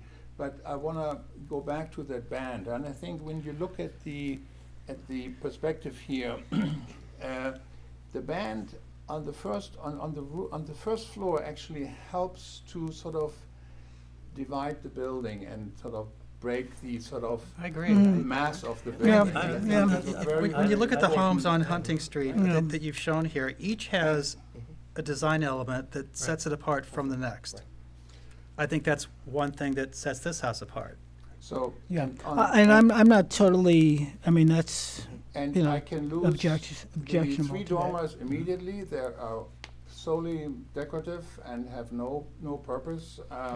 So I can easily take them out. That to me that's not an issue. If you consider to change the entrance door to a rectangular shape and not with the arch, that could be considered, if that's something which, Well, let me just say that it was arched to match the dormers. Dormers. So maybe, So, yeah, of we course moved the we- dormers. and maybe Right. that would help resolve Right, so- the squareness of Right. that overhang. So Yeah. then getting back to Jeff's point about the doors, those doors, Jeff, are only 48 inches. It's only a 4-foot door. They're 24 each. It's not really massive. In the picture, it might look because they're mahogany and they're sticking out, but you're really looking at a 48-inch door. Well, It's maybe, not massive on this. I don't think so. Right. I think a smaller door is going to look inappropriate. right. If we did a rectangle, you might like that better because then we don't have the element of the round dog Right. houses. It might be aligned with I the think- windows. It sounds to me like what you're hearing is there's general agreement that the Just a little dormers tweaking. don't yeah. work. Yeah, So we if can you take sort them of out. tweak Take the both dormers with out. the door and the depth and the porch and how that appears when you take the dormers away, then I think, I mean, the good news is we're talking about dormers and doors. Right. No. Versus Right. where we were last week. Right, So, right. But what about I the I porch? think those, and then, in the meantime, as again, I'm gonna do a little research on the band. I'm not opposed necessarily to a band, but this one just, Okay. for some reason, this execution of the band feels like, I just want to do a little research on it. what Because we I could understand what it accomplishes, Yeah, Is the intent to besides, have besides a shelf for birds, but. like 4-foot boxwoods or privet in the front as well, or is that just, Maybe landscape plan? I'm just, Excuse me? is the intent to have like like as shown in the rendering, like a 4-foot type of boxwood? Yes, That's- yes, we want to keep it low. That's wonderful. I think that, I wish more people did that. Yeah. I mean, We want the to house get will out. sit proud to Exactly. face the street. Any comments from the public? Public's been very quiet tonight. Like I've heard of none of them. All right, you've heard the comments. The porch, are we The porch. taking it off? I think what No, we cannot take what it I off. said to You you is, can't take you it look at the off. porch, Okay, and you look at it okay, maybe when we you can take the just dormers off, and you look okay. against it, if you change the shape of the door, what do you feel is appropriate? I can probably move the porch slightly back, I can make it shallower, so, Well, you look but at I it, and you think come we back need- to us and show us what you feel is appropriate. Okay. Okay. Thank you for the great strides. Perfect. And, Yeah, that's close in the sun. Thank you. All right, so you're asking for an adjournment. Okay, so What we do. I'm going to move that we accept the applicant's request for adjournment.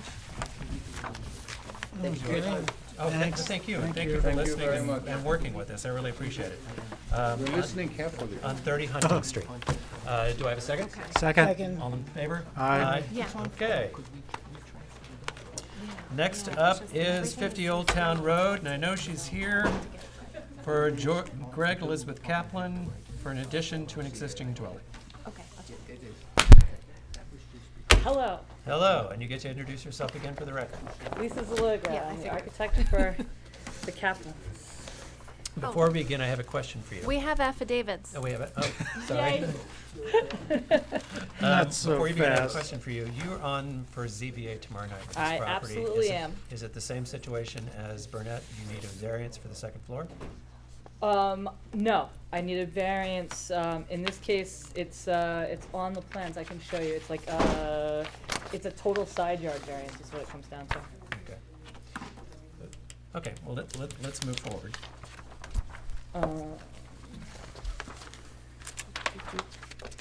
If you looked at the first floor plan, this little piece of triangle here, Yep, because I'm coming forward, I don't need a front yard variance, I'm far enough back, but the house as existing doesn't conform to total side yard. It conforms to minimum side yard, but not total side yard. okay. So it's a total of 32 square feet, it's my magic number.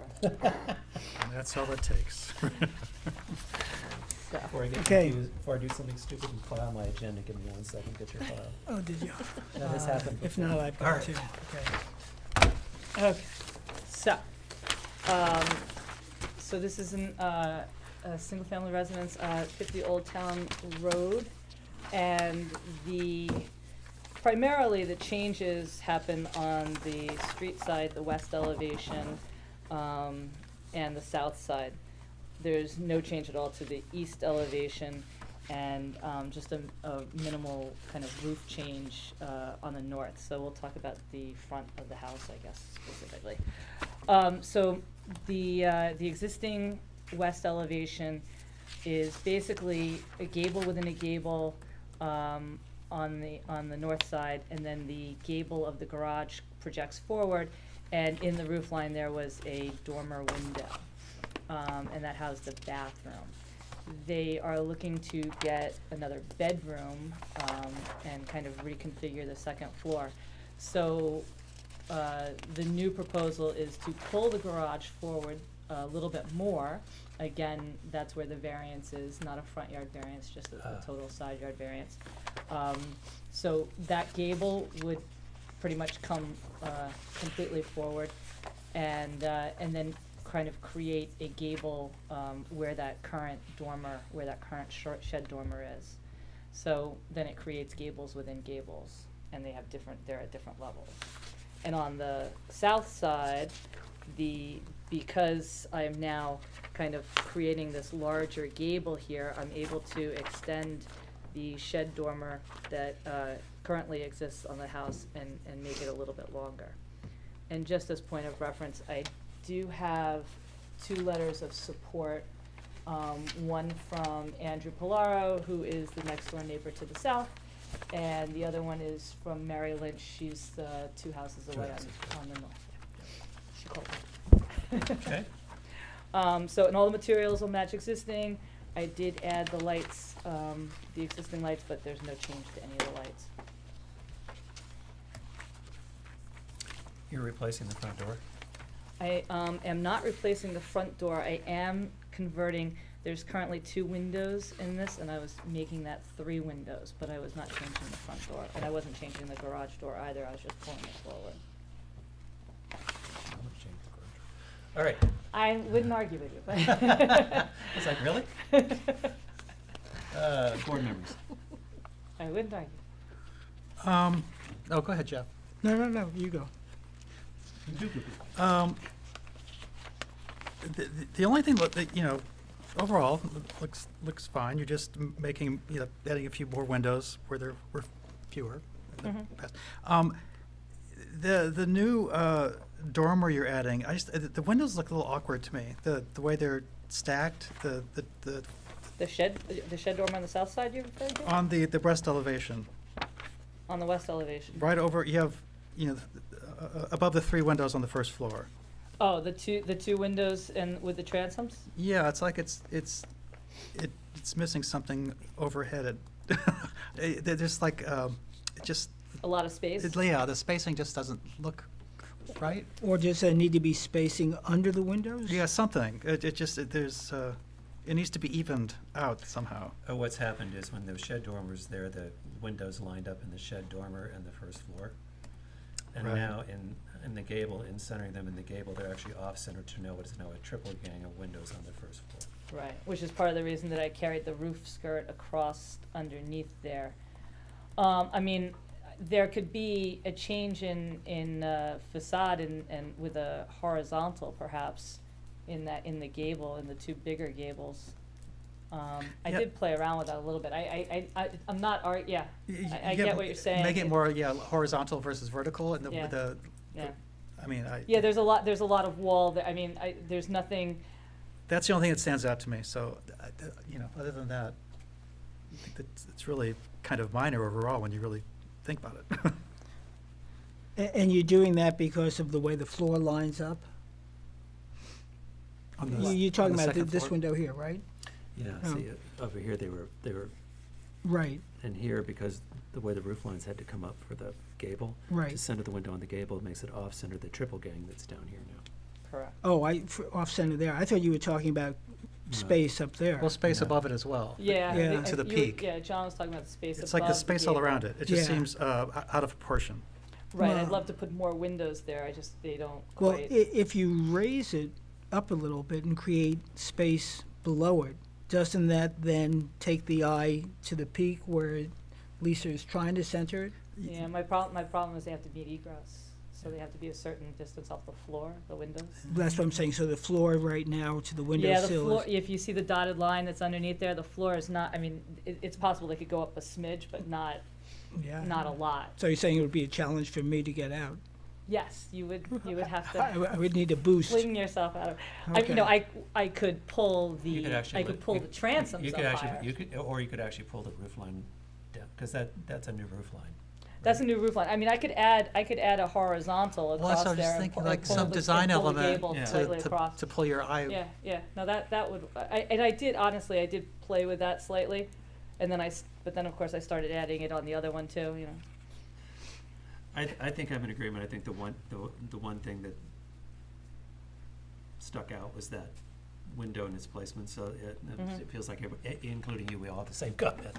So if we could work on that and then Okay. convince them to at least change the top panel in the garage door. I'll mention that. Those would be my comments. Do we have anybody from the public? All right, so you're going forward to ZBA tomorrow night, right? Correct. Yes. Okay. All right, so you would like us to adjourn?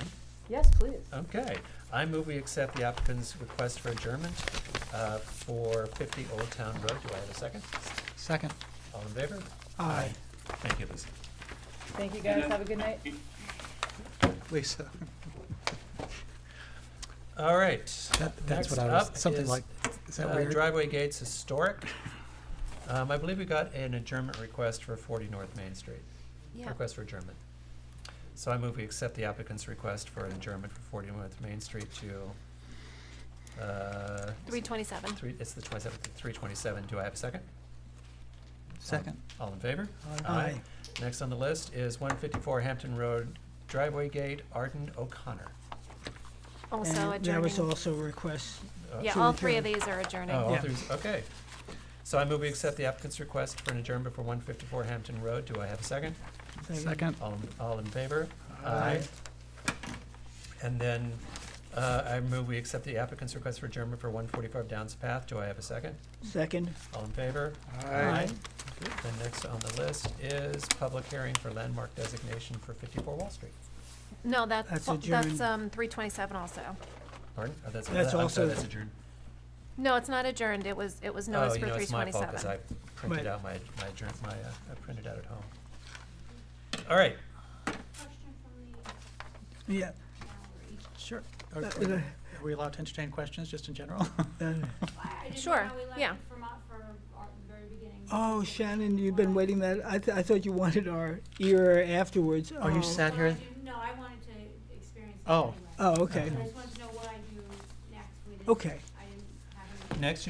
Next you take the comments that we have back to Correct. the architect, then they would have to make an official application to come in and then look at Okay, it from so there. we know how to do the request for adjournment, like everybody No, else no, has because to when do we. it? That might happen after you What you've submit. come up, what you've come in for, you've come in and asked for an opinion ahead of time to get sort of an idea what the board is thinking Okay. versus being an application. Okay. So there's not a formal process from here, so. Okay, all so- right, thank you for All your right. time. Thank Well, you. thank you, Shannon. Take care. All Bye-bye. right. So, I believe we're at the end of the agenda. I believe we are. So, with that said, I move that we adjourn Close the meeting. close the March 13th meeting of the Board of Architectural Review and Historic Preservation. Do I have a second? Second. Second. All in favor? Aye.